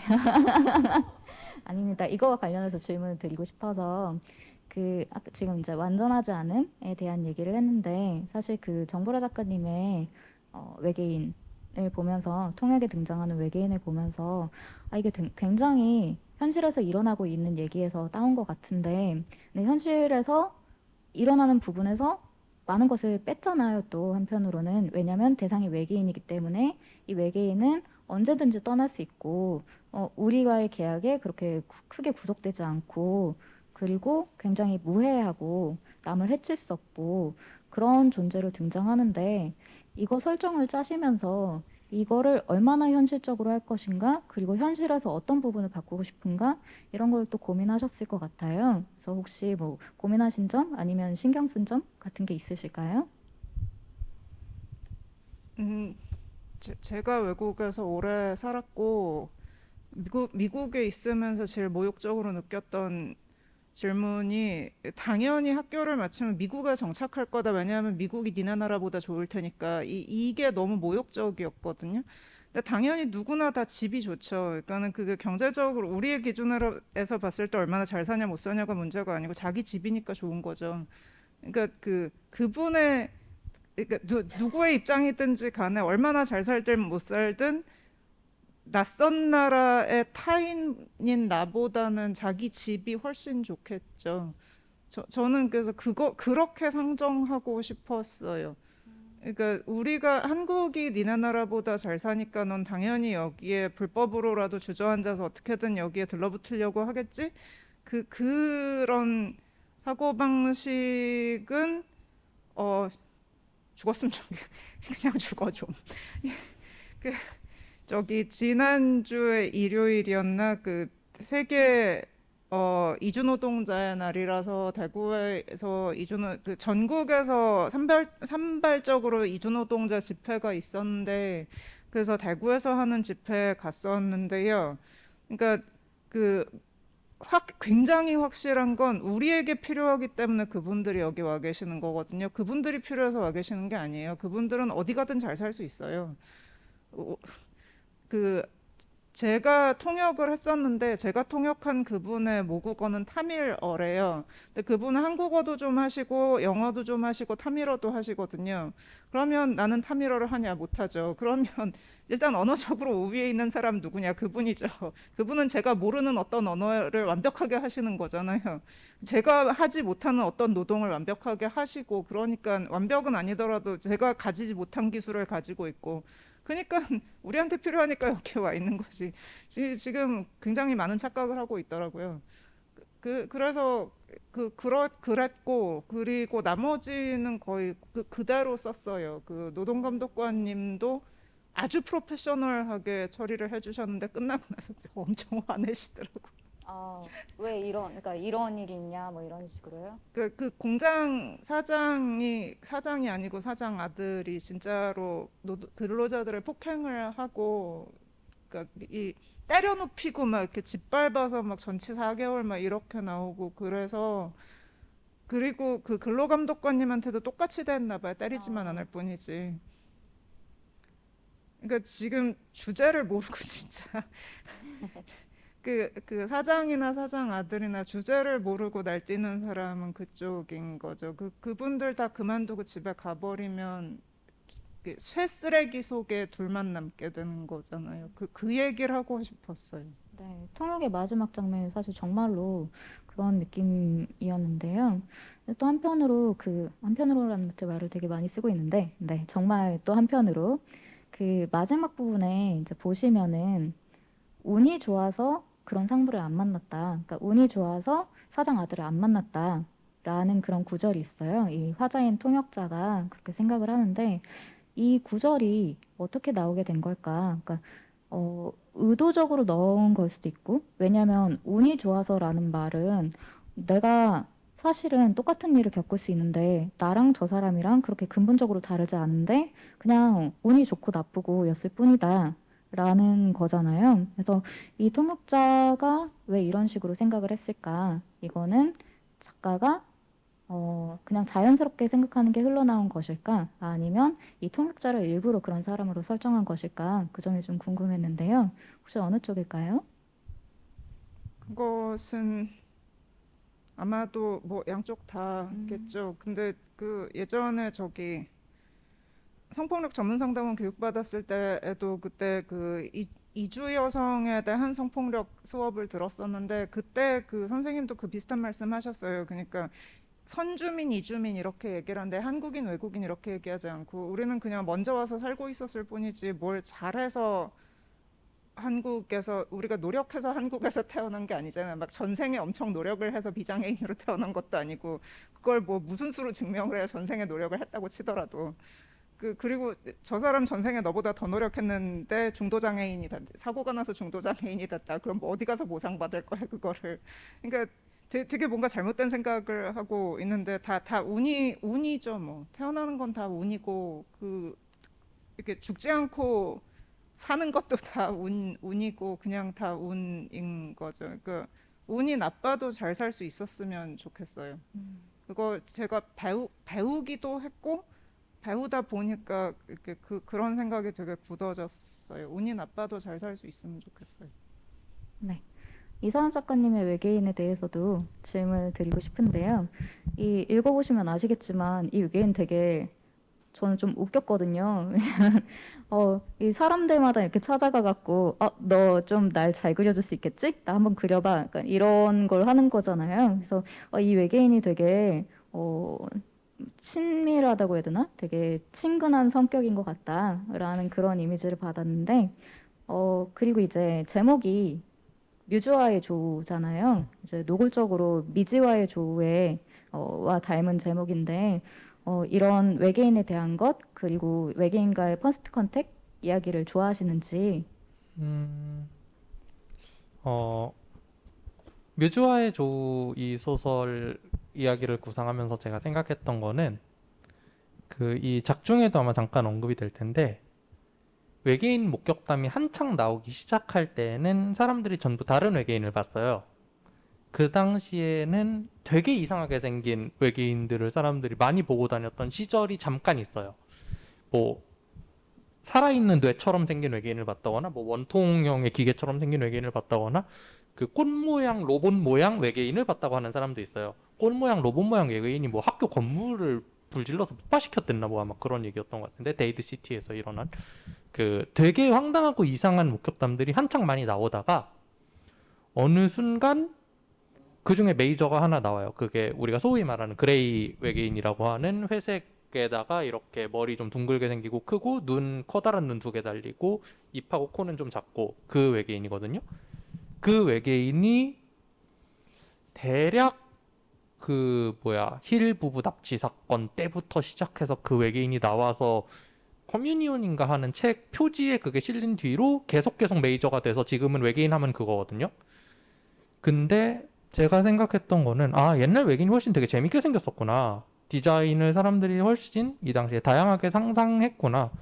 저가 상상했다라고 표현하는 이유는 저는 그 친구들이 정말로 지구에 왔다 갔다고는 생각을 하지 않기 때문에 그렇게 말씀하시는 건데 뭐 믿는 것은 다 자유시고 아무튼 그래서 그 사건과 그 상황과 관련해서 뭔가 이야기를 해보고 싶었어요. 굉장히 많은 외계인 디자인들이 사람들이 상상하던 시대가 있었고 그 시대에서 어쩌다가 이렇게 한 디자인만 메이저가 되었을까? 이것에 대해서 외계인 당사자들은 어떤 식으로 생각을 하고 있을까? 우리가 외계인을 그리는 방식이 굉장히 다양했다가 확 천편일률적으로 변해버린 것에 대해서 그리고 그 천편일률적인 디자인도 사실 사람하고 닮았는데 약간 다른 디자인이잖아요. 그게 좀 더 사람들이 이 모양을 외계인이라고 상상하는 게 제일 머리가 안 아프고 편했기 때문에 이걸로 고정이 되었다라는 생각이 들고 그런 방송 소품 만들기가 쉬웠기 때문이 아닐까요? 그것도 사실 가능하다고 생각해요.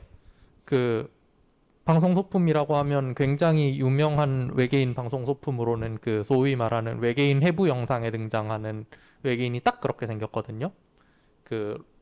외계인 해부 영상도 이제 누가 조작했다는 것이 다 드러난 뒤인데 아무튼 그거를 훨씬 복잡하게 생긴 외계인을 만들려는 것보다 돈이 들었겠지만 대충 사람 모양 인형을 만드는데 훨씬 돈이 덜 들었겠죠. 아마 많은 여러 가지 이유로 그 외계인 형태가 선택이 됐을 텐데 저는 매끈하게 생기면 뭔가 좀 특수효과 뭐라고 해야지? 네네네. 분장할 필요도 없고. 네네네네 그쵸. 그냥 사람 움직인 다음에 모션 캡처 시켜도 되고 그런 많은 이유로 그게 선택이 됐을 텐데 저는 그 이전에 딱 한 번만 목격됐다가 다시는 목격되지 않는 굉장히 창의적인 디자인의 외계인들이 약간 아깝다고 생각했고, 그것들은 어떻게 된 것일까? 왜 그 친구들은 더 이상 지구에 오지 않고 아무도 목격을 안 하고 전부 똑같은 외계인들만 우리가 보고 있는 것일까?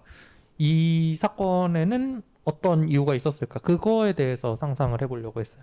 네, 아까 말씀하신 대로 질문과 해답이 있는 네네네. 네, 그리고 사실 그 여기에 있는 외계인이 정말 이상하고 다양하게 생겼는데 아까 말씀드린 대로 좀 친근하게, 그러니까 얘가 해를 끼치는 게 아니잖아요. 그래서 이런 점이 되게 뭐라고 해야 될까요? 이상하고 이질적인 디자인을 가볍고 편한 마음으로 볼 수 있게 하는 그런 매력이 있지 않은가 싶어요. 그래서 이거와 또 한편으로 저는 이제 몰입할 수밖에 없었던 것이 SF 작가가 주인공이고 한국 SF의 역사가 어쩌고 하고 나오잖아요. 그래서 아, 이것은 계기가 무엇이었을까? 그리고 SF 작가 당사자로서 이게 하실 생각이 있으실까? 하면 좋지 않을까? 라는 생각을 했는데 혹시 뭐 어떤 현실성이라든가 아니면 뭐 필요성에 대해서 생각하신 바가 있으신가요?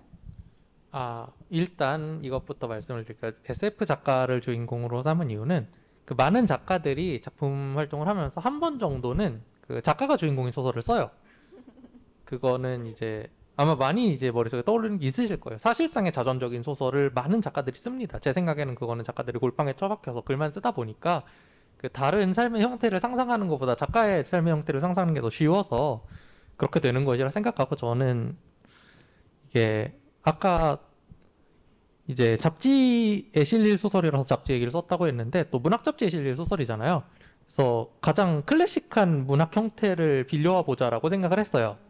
그것이 이제 그 작가가 주인공인 자전적 소설이고, 일부러 그래서 그런 방향으로 갔습니다. 물론 이제 한편으로는 한국 SF의 계보 어쩌고에 대해서 이 소설 초반에 약간 언급이 되는데, 한국 SF가 갑자기 등장한 그 계속 그런 이제 한국 SF 붐이라고 할 만한 것이 일어난 뒤로부터 여기저기서 굉장히 그런 질문을 많이 사실 받게 되었거든요. 한국 SF가 어떤 갑작스럽게 붐이 일어난 것처럼, 그러면서 어떤 젊은 작가들이 갑자기 SF를 쓰기 시작했다라고 하는 것처럼. 근데 사실은 그렇지 않고 SF를 써오던 사람들이 있었고, 그 사람들이 봐온 한국에 번역되어 들어온 혹은 한국에서 재창작된 SF 작품들이 있었고, 그러니까 사실은 어떤 계보라고 할 만한 것들이 있었는데 그것에 대해서도 조금은 이야기를 하고 싶었어요.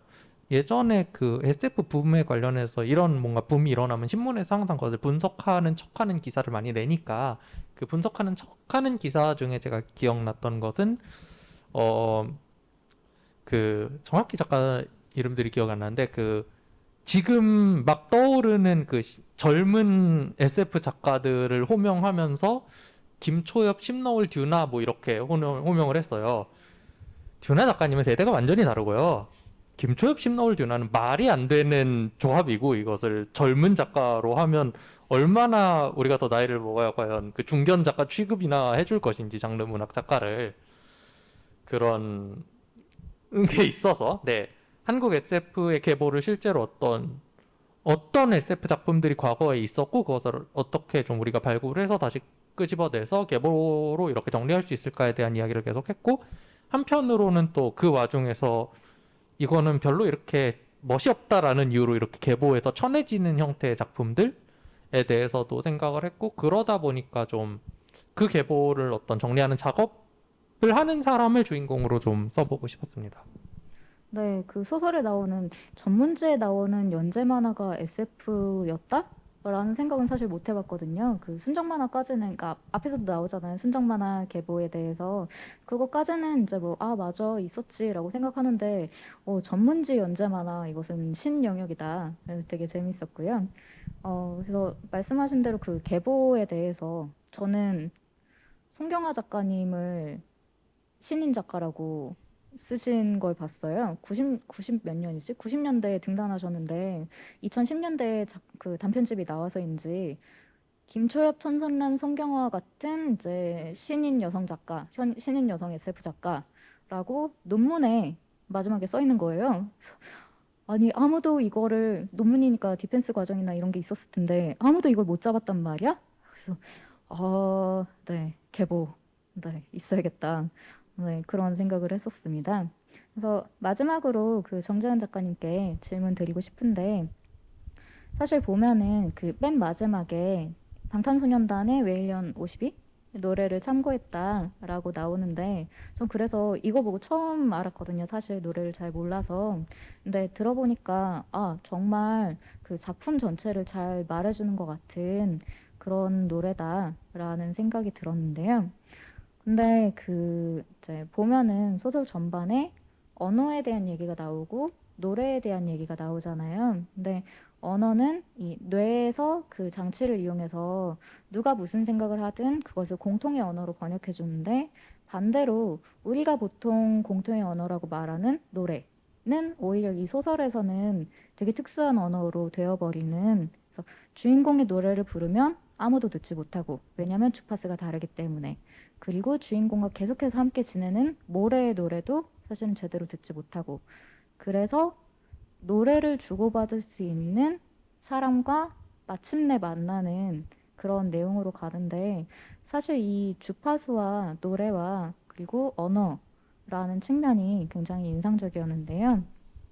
이 노래를 만들면서도 고민하셨을 것 같고 그리고 왜 노래를 고르셨는지 이 부분이 어떤 점에서 매력적이었는지 궁금합니다. 네. 사실 질문을 미리 조금 보여주셨거든요. 근데 저 그 질문 보고서 이것은 난이도 최상이다. 왜냐하면 제가 몰라요. 저는 그냥 썼습니다. 네, 당연히. 네네. 그러니까 네. 근데 말씀하신 대로 노래는 뭐 이렇게 음이나 음악은 천상의 뭐 그 하모니라서 온 우주가 공유할 것이다라는 그런 생각에는 약간 항상 의문이 있었었고요. 그 무엇이든 소리든 시각적인 것이든 어떤 감각이든 냄새든 무슨 맛이든 이것이 그 굉장히 인간 중심적인 것으로 우리가 받아들이고 그렇게 이해하고 있는 것이 맞을 것이다라는 생각은 제가 항상 하고 있었고 그래서 아마 그냥 노래를 택하게 된 건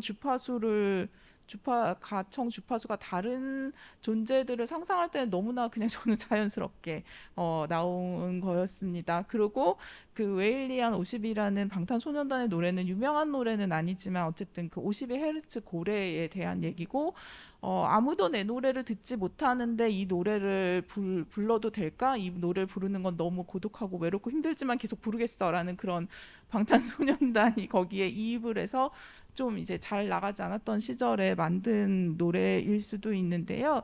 저는 그들이 그렇게 아무도 듣지 못하는 주파수로 하는 노래를 누군가가 당연히 들어줄 것이다라는 믿음을 주고 싶었습니다. 사실 제가 그거를 믿고 있는지는 모르겠으나 우리는 이야기 속에서는 적어도 그거 누군가는 들어줄 거라고 믿을 수 있다고 생각했기 때문에 네, 그래서 그렇게 노래를 택하게 된 것 같습니다.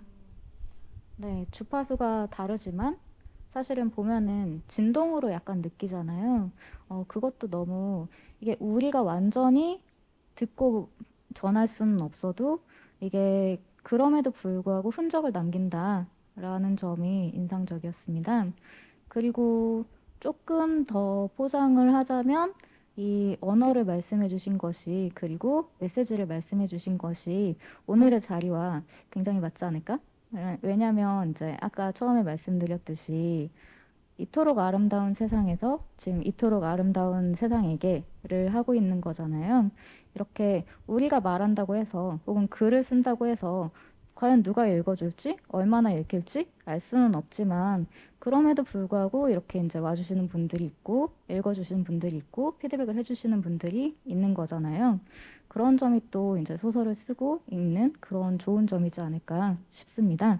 그래서 오늘 이 정도로 마무리하고 질문을 받아볼까 하는데요. 네, 질문 이제 있으시면은 손 들어주시면 되고, 네, 그러면 이제 질문 받는 것으로 하겠습니다. 아마 마이크가 있을까요? 아, 네네. 그래서 손 들어주시면 그 마이크 전달해 주실 거예요. 그래서 뭐 질문이 있으실까요? 오늘 작가님들 이제 이렇게 드물게 코로나 이후에 오프라인으로 만난 자리인데, 네, 하고 싶으신 말씀 있으시면 하고 가시면 좋겠습니다. 아, 네네네네. 그 저기 머릿속에 그 칩 말인데요. 그러니까 생각을 다 언어로 생각을 다 전달을 하면 굉장히 혼란스럽지 않을까요? 네. 그러니까 그게 생각하는 게 다 전달되면 큰일 나죠. 저는 반대합니다. 그거는. 네. 굉장히 위험하다고 생각하고요. 저희가 문자 메시지를 보내듯이 생각을 정리한 어떤 것을 이제 보내는 거죠. 그냥 문자 메시지를 뇌 속에서 이렇게 정리하면 그거를 어떻게 틱 하면은 이렇게 보내는 것처럼 그렇게 생각을 했습니다. 네, 안 돼요. 생각을 다. 네, 저는 쓰지 않겠어요. 만약에 정말 다 전달이 된다면. 네, 나쁜 어른과 같이 네, 생각을 읽히지 않는 것으로. 아니요, 읽어도 무슨 소리인지 모르게 될 것 아. 같아요. 뒤죽박죽일 그렇죠. 네, 또 저 질문 이- 있으실까요? 이산화 네, 작가님한테 네, 네, 질문이 좋습니다. 네. 그러니까 외계인이 왜 나타나려고, 그러니까 왜 굳이 지구인한테 자기 모습을 알리려고 하는 거예요? 제가 이제 다른 문예지의 에픽 말고 그 에픽이었던 것 같다. 그 문예지에 실었던 소설에 나온 외계인은 그 지구에 와서 괜히 지구인 앞에 나타나서 멋있는 말 하고 싶어 하고, 그리고 이제 지구에 쓰레기 버리고 가고 그런 여행자들이 나오거든요. 그러니까 그런 맥락이에요. 그 외계인은 이 소설 묘조와의 조우에 등장한 외계인은 지구인 앞에 나타나고 싶은 이유에 사실 많을 수도 있겠죠. 침략을 하고 싶든 아니면 그냥 자기 행성엔 인기가 없는데 여기 와보면 얘네들은 나를 좋아해주지 않을까라는 생각을 하고 있을 수도 있든, 이제 여러 가지 생각이 있을 수 있겠으나 아무튼 나타나고 싶은데 나타나기 전에 어떤 모양이 잘 먹힐지 한번 좀 테스트를 해보고 싶은 것뿐일 거라고 생각해요. 너무 이제 딱 나타났는데 으악 저게 뭐야 하고 다 도망가면 좀 그렇잖아요. 이제 그래서 좀 적당히 외계인 같으면서 적당히 좀 대단해 보이면서, 하지만 좀 너무 이제 이질적이어서 얘네들이 뭐야 생명체야 뭐야 이러면 좀 곤란하니까 그 정도는 아닌 걸로, 말하자면 이제 자기의 디자인 커미션을 이제 넣고 있는 것이다. 작가들의 머릿속에 나타나서 그런 느낌으로 썼어요. 많은 외계인 목격담이 그렇듯이 여기에 어떤 정답이 제시되지는 않습니다. 외계인 목격담이란 것은 원래 약간 두석 없고 말이 안 되기 때문에. 디자인 커미션 너무 충격인데요. 근데 그 말 듣고 이해가 됐어요. 네. 우리 남유아 작가님한테도 질문 있는데, 그러니까 이 에그에 대한 얘기가 그러면 결국은 약간 좀 아동 학대 얘기 같았거든요. 저는 그런 거 아닌가요? 네, 그런 느낌도 있는 것 같아요. 나머지 아동. 11명은 네. 아무렇지도 않았다면서 왜 이 집만 이래요? 그럼 그러니까. 애 아빠가 문제가 있는 거 아니에요?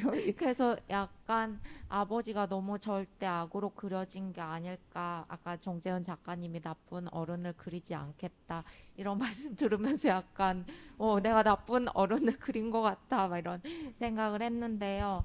네, 그래서 나쁜 어른이라기보다 아까 말씀드렸던 것처럼 막 우리가 완벽하지 않다는 거를 인정하지 못하는 사람에 대한 얘긴데, 그게 바로 아빠였던 것 같아요. 그러면 이 네. 아빠가 에그에서 태어났으면 반대로 이 주인공이 아빠에 대해서 에그 회사에 손해배상을 청구해야 되는 거 아닐까요? 그쵸, 그 나를 생각도. 제대로 키우지 네. 못하는 이런 사람을 생산하다니. 맞아요. 그 성격적 결함이 어쨌든 있는 거잖아요. 그래서 그 생각도 사실 했었어요. 이 작품을 쓰면서 그런 고민들을 50매는 근데 다 담아내지 못했다. 맞습니다. 네. 그쵸. 어떤 겉모습만 번지르르 하고, 네. 굉장히 이상하죠, 아빠는. 네, 그렇습니다. 제가 그 나쁜 어른을 절대 등장시키지 않는 게 아니고요. 거기서 굉장히 이야기를 이끌어가는 중요한 어른이라고 생각을 하고요. 그냥 배경처럼 그냥 나쁜 어른들을 이렇게 던져놓는 걸 하지 않는다라는 그런 얘기였습니다. 네. 저도 그 생각을 했는데, 그러면 나머지 11명은 되게 잘 지내는 것 같은데 손해배상 청구도 안 하고 차이가 뭘까? 역시 이 아빠가 나쁜 게 아닌가라는 생각을 했었는데요. 네. 맞아요. 네. 그 아빠가 좀 지나친 기준을 갖고 있는 사람인 것 같고요. 나머지는 사실 이 아이가 앞부분에 자기의 외모에 대해서 묘사를 하는데요. 하나도 이상하지 않거든요. 네. 뭐 그런데. 쌍꺼풀 원래 한쪽 눈에만 있을 수 있고. 맞아요. 네. 네. 그런데 이제 그런 것이 이상하다고 스스로 어떤 네, 자학할 만큼의 어떤 정신적 압박을 받았던 것 같아요. 네. 그래서 자신의 컴플렉스인 거 아닌가라는 생각도 들고, 아, 그렇다면 이 아빠가 좀 에그에서 안 태어난 그런 자기한테 컴플렉스가 있는 사람이지 않을까라는 한편으로 이 후대의 이제 다음 세대 아이들은 자연의 아이들 이렇게 개성 있고 좋아 이러고 있는데, 아, 이게 에그가 들어감으로써 에그가 생김으로써 사고방식이 굉장히 바뀐 그런 모습을 50매 안에서 암시한 것 같다. 네, 라는 생각도 했습니다. 네, 사실 디스토피아인 것 같아요. 거기 그 에그라는 어떤 되게 약간 공기업 비슷한 곳이라고 생각했는데요. 네, 몹시 좀 디스토피아적인 것 같아요. 제가 옛날 SF 영화 가타카를 좋아해서요. 네, 그 영향도 받은 것 같습니다. 네, 가타카 생각은 못했네요. 네, 생각나는 것 같아요. 혹시 뭐 질문 또 있으실까요? 아, 네, 좋습니다. 먼저 하셨나요? 아, 예. 그럼 잠시 기다려주세요. 네. 네, 안녕하세요. 저는 약간은 다른 맥락의 질문인 것 같아서 조금 조심스러운데요. 사실 여능글 보면서 그리고 오늘 토크 들으면서 든 생각은 이제 사실 SF로 국한되지 않은 다른 장르의 책들도 많이 쓰시는 것 같아요. 그럼에도 불구하고 SF에 대해서 흥미를 느끼시는 건 좀 소재가 자유롭기 때문에 SF라는 장르를 계속 써나가신다는 느낌도 받았는데요. 사실은 저는 이 정보라 작가님의 여능글에서 이제 상업이라서 약간 대중소설이기 때문에 상업성이 중요하고 그리고 뭐 약간 그렇기 때문에 뭐 작품성을 인정받지 못한다는 그런 이야기를 하셨는데 사실은 SF도 어떻게 보면 큰 틀에서는 저는 순수 문학이고 서브컬처로서 장르 소설이 있지 않을까라는 생각을 합니다. 그렇다면 더 재미있는 글이고 더 상업적인 글은 장르 소설을 써보시거나 써보시려고 하신 적이 있거나 하신지 네 분 작가님들께 궁금합니다. 순문학과 상업성 엄청 어려운 질문이네요. 그래서 사실 이제 아마도 작가분들께서 생각하시는 바가 있으시겠지만 이거를 전부 답하려면 너무 큰 대답이 될 테니까 관련해서 뭐 자신의 경험 같은 게 있으시면 짧게 말씀해 주시면 좋을 것 같아요. 네. 정보라 작가님. 저는 제가 웹소설인 줄 모르고 웹소설을 쓴 적이 있는데요. 그게 그 내용은 로맨스 판타지였고요. 형식은 웹소설이었는데 그것은 무려 과학기술부에서 주관한 디지털 문학상이라는 게 있었는데 거기에서 요구한 형식이 웹소설이었어요. 그때는 웹소설인 줄 몰랐는데 거기에서 만들어 놓은 인터넷 그 편집기에 들어가서 그 편집기 분량에 맞춰서 챕터를 나눠서 제출을 해야만 응모가 가능했었는데 그 분량과 형식이 웹소설이더라고요.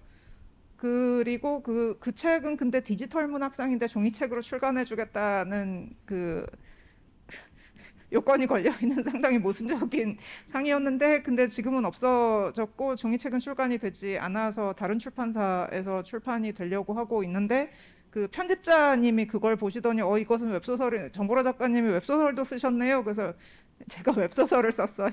라고 여쭤봤는데 그러니까 그 형식이 웹소설이었대요. 그래서 저도 상업적이려고 노력을 열심히 했어요. 저는 정말 노력했어요. 전 진짜 노력했다고요. 남녀 작가님도 웹소설 쓰시지 않았나요? 네, 맞아요. 저는 웹소설로 처음 작가로 데뷔를 했고요. 그 2018년에 과학 SF 상 받기 전에 웹소설을 2014년부터 썼어요. 그래서 로맨스 웹소설을 지금은 이제 다른 숙제들을 하느라고 못 쓰고 있지만 로맨스 웹소설을 쓸 계획입니다. 썼고 지금 잠시 중단했고요. 문학성이란 어려운 질문이었는데 혹시 뭐 쓰시면서 이거는 더 잘 팔리게 써야지? 이거는 이제 좀 더 뭐랄까 이제 작품성을 노려야지? 뭐 이런 게 혹시 무슨 어떤 생각이 있으신가요? 네, 그러니까 웹소설 같은 경우는 약간 문학이라기보다 저는 어떤 드라마 같은 거에 더 가까운 것 같아요. 그래서 좀 엔터테인먼트 장르라서 네, 공식에 맞춰 쓰는 것이 제 자신이 즐겁지 않아서 힘들었던 것 같아요. 네. 무조건 해피엔딩. 아, 그렇죠. 호러를 좋아하시는데. 네. 이상하 작가님은 혹시 뭐 관련된 경험 있으실까요? 저는 옛날에 다른 필명으로 라이터 노벨을 아주 잠깐 썼고, 예, 출판사에서 트위터에서 페미니즘 얘기 많이 하지 말라 그래갖고 저쪽에서 잘 틀어졌는데, 예, 그런 슬픈 일이 있었고요. 그때는 뭔가 좀 독자들이 어떤 걸 좋아할까라는 생각을 되게 많이 하긴 했었는데, 결론적으로 이제 제가 어떤 정리한 바는 그 독자들을 좀 더 많이 생각해주고 그 독자들이 원하는 전개를 이렇게 많이 떠올리고 어떤 거를 이제 많은 사람들이 좋아할까 이런 거를 생각할 수 있는 다정한 사람이 못 된다. 그거는 그런 고운 마음씨를 가진 분들이 그런 어떤 뭐 마음씨라고 해도 되고 재능이라고 해도 되고 그런 성격이라고 해도 되고 뭐라고 해도 상관없네. 아무튼 그럴 수 있으신 분들이 잘 쓰시는 영역이고 내가 잘 쓸 수 있는 영역은 조금 따로 있다. 저는 좀 그런 느낌. 내가 좋아하는 대로 쓴 다음에 이걸 좋아할 사람이 세상에 그래도 조금 있지 않을까. 뭐 극단적으로는 이제 출판사에 있는 몇 분만 좋아해 주셔. 책은 나오니까. 뭐 모든 독자들이 꼭 내 소설을 좋아해 줘야 된다. 그거는 좀 그런 생각까지는 하지 않고 있어요. 그래서 결정권자들만 좋아해 주면 돼요. 예. 그러면 돈은 벌립니다. 네. 좋아하는 사람만 좋아하면 된다. 네, 네. 그렇습니다. 그 정자은 작가님은 지금 이제 순문학과, 뭐 서브컬처와 SF와 이렇게 키워드들이 나왔는데 혹시 관련한 경험이 있으실까요? 저는 관련한 경험이 항상 겪고 있는지도 모르고 아니면 전혀 없는 것 같은데요. 왜냐하면 제가 SF 동화를 쓰잖아요. 그래서 오히려 시를 쓰거나 소설을 쓰시는 분들은 어린이 문학을 한다 그러면 동화는 그거 뭐 대충 써도 잘 나가는 거 아니야? 라는 생각을 아직도 갖고 계시고요. 아직 어린이가 이렇게 없는 세상에서. 그리고 오히려 또 동화의 세계에서는 SF 동화를 쓰니까 SF를 쓰면 그건 그래도 뭔가 이렇게 애들이 되게 좋아하지 않아? 라고 하면서 생각을 하시지만 사실은 동화 중에서 SF 동화는 정말 안 팔립니다. 저는 굉장히 소수자들이 좋아하는 그런 매니아층을 가지고 있는 그런 동화를 쓰고 있고요. 그래서 오히려 제가 상업적으로 나가려고 한다면 동화를 그만두거나 아니면은 SF를 그만두거나 해서 그냥 일반 이렇게 좀 이렇게 아름다운 동화를 쓰거나 그러는 게 맞을 수도 있기 때문에 그러니까 양쪽으로 소수성을 가진 그런 그 코너에 몰려 있는 셈입니다. 예. 네, 갈등도 고민도 아마 많으셨을 것 같아요. 사실 SF 소설은 지금 많이 나오고 있으니까 어떻게 써야 되는지 궁금하면 찾아볼 것도 많지만 SF 동화는 이제 참조할 만하거나 아니면 비교할 만한 그런 것도 많이 없는 상태잖아요, 지금. 저는 역시 10년 후를 기대하며 타임머신도 나오고 그런 10년 후의 SF 동화를 기대해 보겠습니다. 그럼 대답이 되셨을까요? 네. 아까 손 드셨던 질문해 주세요. 안녕하세요. 저는 책을 읽으면서 이 책 말고도 항상 늘상 궁금해했던 게 있는데 SF 장르 아래서 상상하거나 이제 생각나는 사건이나 소재가 굉장히 방대하잖아요. 그래서 재미있기도 하고. 근데 어쩌다 내가 문득 너무나 흥미로운 소재나 사건을 떠올렸는데 혹여나 이게 뭐 과학적인 오류가 있을까 봐 두려웠던 경험이나 혹은 본인이 이제 일반 사람들보다 과학적 뉴스나 그런 정보, 지식에 조금 더 관심을 기울이거나 공부나 이렇게 그런 노력을 하시는지가 궁금합니다. 이거는 우주에 못 나가시는 이상한 작가님부터 답변해 주시면 좋을 것 같아요. 저는 일단 그 SF를 쓰는데 어떤 과학 지식이 얼마나 필요한지에 대해서는 저는 잘 모르겠는데 왜냐하면 우리 연대에도 거의 한 절반 반반 정도 아닌가 이과 분과가 이과가 엄청나게 많거나 막 다들 보통 이과 출신인 분들이 과학 지식 별로 필요 없다고 말씀하세요. 저는 그렇게 생각을 하는데 왜냐하면 일단 그 문과이신 분들이 굉장히 많으시고요. 그리고 SF라는 게 아까도 말씀드린 외계인이 나오면 SF인데 외계인이 그렇게 과학적인가 하면 외계인이 지구에 온 시점에서 저는 과학적이지 않다라고 생각을 하고, 그리고 과학적으로 굉장히 어떤 법칙을 엄밀하게 지켜야 하냐 하면 그것도 아닌 것 같아요. 그거는 그 제가 가장 잘 쓰는 어떤 작법 테크닉으로는 쓸데없이 설명을 하지 않고 그냥 그렇게 됐습니다. 그것이 어떻게 되었는지 설명하려고 하는 시점에서 누군가 끼어들어서 말을 끊고 마치 기나긴 설명이 존재하는데 작중에서 사정상 보여주지 않은 것처럼 해버리면 다들 뭐 저 전문가가 말이 끊겨서 정말 안타깝다. 저 전문가가 앞으로 뭔가 설명을 해줄 뻔했는데 라고 독자분들이 생각을 해주셔서 그렇게 좀 제가 모르는 거를 최대한 숨기는 테크닉을 많이 쓰고, 이렇게 하면 사실 어떤 과학적으로 굉장히 뭘 빠삭할 필요는 없다라고 생각을 하는데, 다만 그거는 있는 것 같아요. 이 작품집에도 이제 메타버스나 어떤 AI 이야기들이 굉장히 많이 나왔고, 그 정도의 어떤 그 요즘 과학 이야기가 어떤 이야기들이 많이 되고 있는지 그 정도는 좀 그래도 SF 작가분들이 많이 알고 계시지 않나? 좀 그런 거를 SF를 쓰기 시작하면 조금 더 귀에 들어오는 것은 있지 않을까? 저는 그 정도로 생각을 합니다. 현실의 과학과 살짝 떨어져서 SF의 과학을 얘기하는 그런 점이지 않을까 싶은데요. 그러면 또 다른 이공계 출신이신 정재은 작가님. 아니, 그러니까 제가 과학을 못하겠어서 그만두고 글을 쓴다니까요. 그런데 왜 계속 이래요? 따라다니는지 모르겠는데, 예, 근데 그런 거는 있는 것 같아요. 저는 사실은 뭐 소재나 이런 거가 먼저 떠오르는지 아니면은 뭐 써야겠다는 이야기가 먼저 떠오르는지 아직도 모르는데, 뭐 말씀하셨듯이 AI가 등장하거나 메타버스가 등장하거나 아니면 외계인이 등장해야겠다라고 했을 때 그게 자신이 없으면 요새는 검색이 되잖아요. 그러니까 검색도 되고 책도 많고 그냥 그때부터 관련된 거 찾아봅니다. 그래서 이제 제 이야기에 맞는 것만, 제 입맛에 맞는 지식만 쏙쏙 가지고 와서 그 이야기 안에서 이야기가 되도록 그냥 만들면 되고, 그러고 그냥 자신감을 가지면은 되는 것 같아요. 예. 그 하나 더 붙이자면 저는 여기에 더해서 이제 그 과학을 그 대학원에 있는 친구들이 아직 좀 있는데, 그 친구들은 그 소설을 쓰겠다고 하니까 뭐 좀 자문 좀 해달라고 하면 되게 신나서 말 잘해줘요. 그 친구들한테 굉장히 많이 이제 신세를 졌습니다. 조금 더 정확하게 쓰고 싶을 때는 이제 이거 소설에 써야 되는데 이렇게 하면 되냐라고 물어보면 엄청 신나서 자기 전공 얘기를 되게 길게 해줘요. 마치 그 저에게 굉장히 많은 도움을 주고 싶어하는 것처럼. 그러면 저는 이제 보상으로 그 친구들 이름을 소설에 조금씩 끼워 넣어 주거나 해서 이제 아무 돈 안 들이고 전문 지식을 그렇게 많이 빨아먹고 있는데, 생각보다 이제 과학하시는 분들은 자기 전공을 말할 일이 별로 없어서 굉장히 속이 타신 분들이 많으시기 때문에 유용하게 쓸 수 있습니다. 네, 유용하게 쓸 수 있군요. 그리고 원래 살짝 틀린 정보를 말하는 것이 정보를 많이 모으기 위한 좋은 방법이잖아요. 그럼요. 요즘 머신러닝인지 러닝머신인지 그거 유행한데 그게 도대체 어떻게 하는 거냐 하면 머신러닝 공부하시는 분들이 러닝머신이 아니고 이러면서 굉장히 열심히 설명을 해주실 거예요.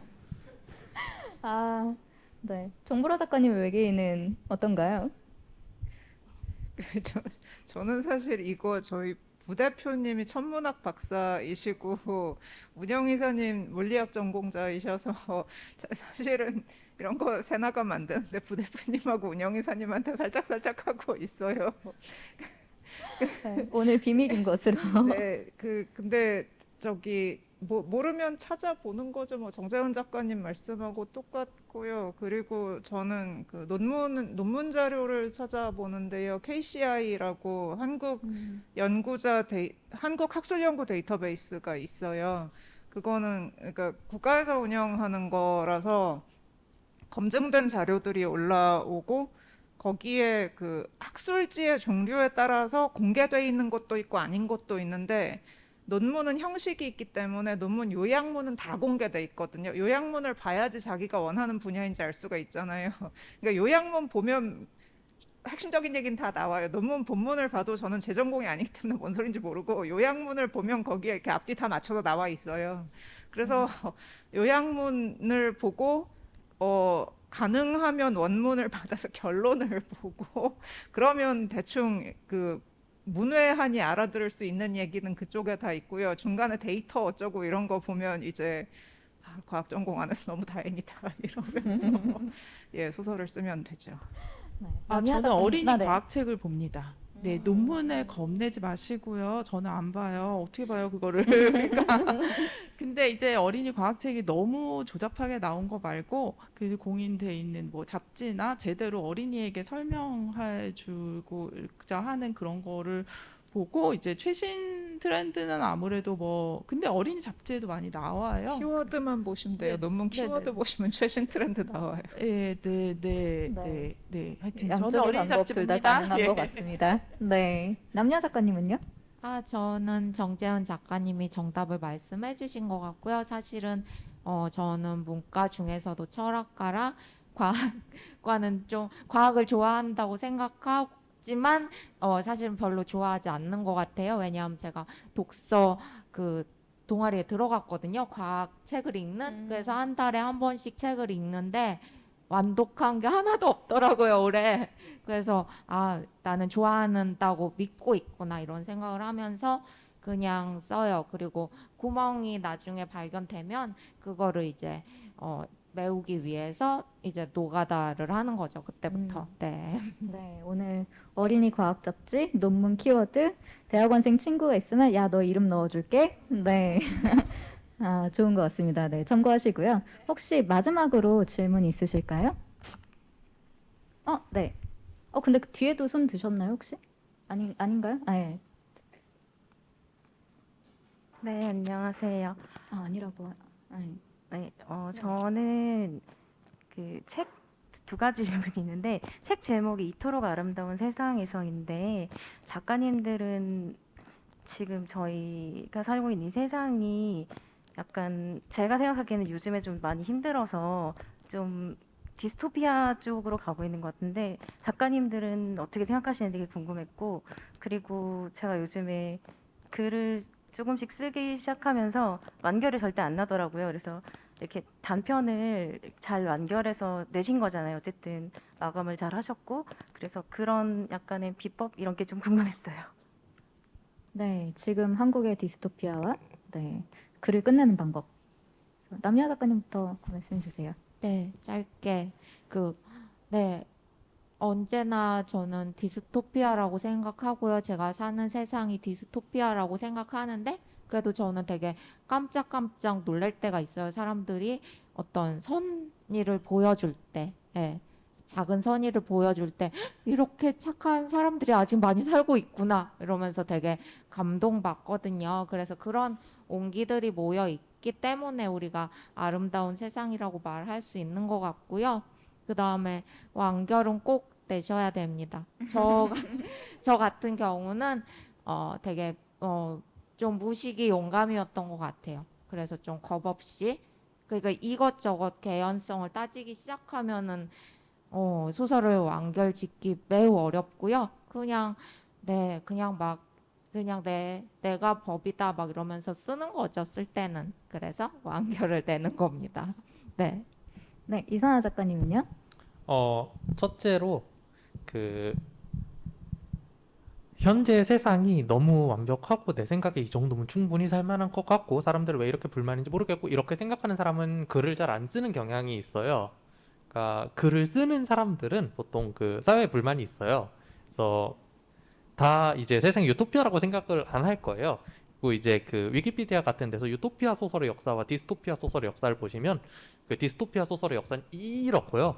그 유토피아 소설의 역사는 옛날에 토머스 무어라는 사람이 있었던 것 같기도 합니다. 뭐 아니고 뭐예요? 예, 그 사람. 저 유토피아 소설로 박사 논문 썼는데. 그렇지만 되게 디스토피아 소설이 훨씬 많지 않나요? 네, 그러면 대박 많아요. 디스토피아 소설은 20세기에 들어와서 많아지기 시작했어요. 예. 저 그거 가지고 한 학기 강의할 수 있어요. 한 학기 강의 좀 듣고 싶다. 하지만- 네, 듣고 싶어요. 하지만 네. 예전에 저도 그 유토피아 소설과 디스토피아 소설로 나눠서 이렇게 그 작가들이 각각 해서 자신의 유토피아, 디스토피아 그리는 소설 이렇게 하는 프로젝트에 참여를 했었는데 그때 유토피아 소설로 쓰신 분들의 유토피아도 읽어보면 다 디스토피아, 이건 디스토피아 아니에요라고 하는 진짜 유토피아 소설들은요 정말 재미가 없어요. 그렇게 되죠. 그래서 문학사에 남지 않는 거예요. 재미가 없거든. 진짜 재미없어요. 그렇죠. 디스토피아가 좀 더 갈등을 만들고 뭔가 뭐 사건도 일어나고 뭐 그럴 테니까 그런 이유로 대체로 그 사람들은 유토피아가 아니라 디스토피아를 많이 쓰고 또 사회에 불만 있는 사람들이 아 세상이 왜 이래 이러면서 소설을 쓰는 경향이 있고 아마 유토피아를 쓰시는 분들도 그러지 않았을까요? 세상이 유토피아를 쓰시는 분들도 세상이 완벽해서 유토피아 소설을 쓴 게 아니죠. 세상이 유토피아가 아니니까 유토피아를 쓰신 거죠. 그런 경향이 있어서 아마 작가들은 다 세상에 불만이 있을 거예요. 두 번째로 완결을 어떻게 내지? 까마득하다. 질문과 해결. 네, 저는 그거예요. 수수께끼를 생각을 해요. 먼저 제가 생각하는 방법은 보통 이건 항상 이제 저만 좀 쓰고 있는 방법인데 그 미국 드라마 같은 거에 그 시놉시스만 읽어보면 되게 재밌거든요. 그러니까 무슨 살인 사건이 일어났다. 무슨 수사팀은 이것의 비밀을 파헤쳐 나간다. 이렇게 써 있어요. 그 정도의 로그라인을 머릿속에 떠올리고 아 이제부터 근데 이 살인 사건이 어떻게 일어났을까? 이거를 우리 수사팀 어떻게 해결할까? 이거를 하나하나 그때부터 그 일단 재미있는 사건을 떠올리고 해결 방법을 이제 고민하겠다고 죽어라고 머리를 싸맵니다. 이게 제 작법이에요. 제일 어떤 재미있는 수수께끼, 어떤 소설 내 가장 중요한 사건을 최대한 재미있게 구상을 하고 해결 방법은 뭐 머리를 싸매고 있으면 마감 전에 생각이 나겠지 라는 생각으로 머리를 붙잡고 있습니다. 마감 직전에 내가 어떻게든 하겠지. 예, 그래서 돌이켜보면 저 나중에 제가 쓴 소설, 옛날에 쓴 소설 읽어보면 야 내가 어떻게 이런 생각했지 이런 거 되게 많아요. 그 약간 그거 초인적인. 네, 그 마감 직전에 초인적인 힘을 발휘해서 어떻게든 생각이 난 것들이기 때문에 정보라 작가님은요? 일단 이 책의 제목은 그 단어적인데요. 이건 지구 망하는 얘기거든요. 그래서 전혀 유토피아적이지 않고요. 정재은 작가님의 너의 노래를 듣고 싶어하고 이하진 작가님의 이토록 아름다운 세상하고 두 개가 경합을 했는데 그랬다가 아주 근소한 차이로 편집부 투표를 통해서 이토록 아름다운 세상이 제목이 된 걸로 알고 있어요. 저는 정재은 작가님을 밀었는데 근데 그 이토록 아름다운 세상이 아마 표지 디자인하기가 좋다는 그러니까 시각적으로 표지 디자인하기가 좋다는 이유로 그래서 얘가 선정이 된 것 같고요. 그러니까는 디스토피아가 아니고 그냥 다 망하는 얘기고요. 그리고 완결하는 비법이 사람마다 좀 있는 것 같은데요. 전혜진 작가님은 다 폭발시키거든요. 전부 다 폭파시켜요. 이 수록작에서도 죽잖아요.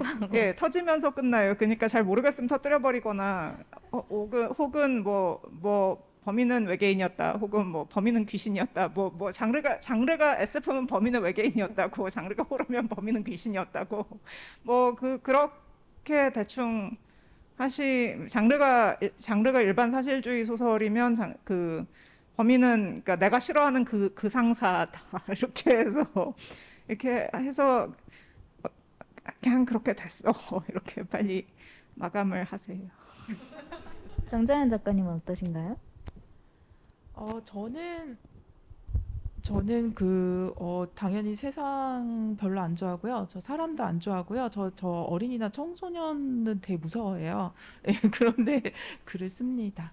그 실제로 사회에서 어떤 너무 큰 일이 일어나거나 그럴 때는 아무것도 못하겠을 때가 있어요. 정말 글 못 쓸 때가 있는데요. 근데 평상시에도 별로 안 쓰기 때문에 항상 비슷한 것 같은데 항상 사회 문제인가요? 근데 어쨌든 그럴 땐 좀 쉬어요. 그냥 그러고 다시 글을 쓰게 하는 것과 결말을 내게 하는 것은 결국은 마감인 것 같습니다. 근데 이제 그 마감 일에 맞추기 위해서는 사람마다 방법이 다를 것 같은데 저는 그냥 평상시에 머릿속에서 거의 완성해 버려야지 글을 쓰기 시작하는 스타일이라서요. 그래서 이제 그런 식으로 머릿속에서 끊임없이 굴리고 있는 게 이제 제가 그냥 그 저의 구성 방법인 것 같은데 별로 좋은 건 아닌 것 같습니다. 어쨌든 그렇습니다. 네. 네, 마감과 그다음에 자기가 할 수 있는 작법 방법, 완결 방법 이게 중요한 것 같습니다. 오늘 늦은 시간까지 너무 고생 많으셨고, 네, 좋은 독서 경험 가져가시면 좋겠습니다. 수고하셨습니다.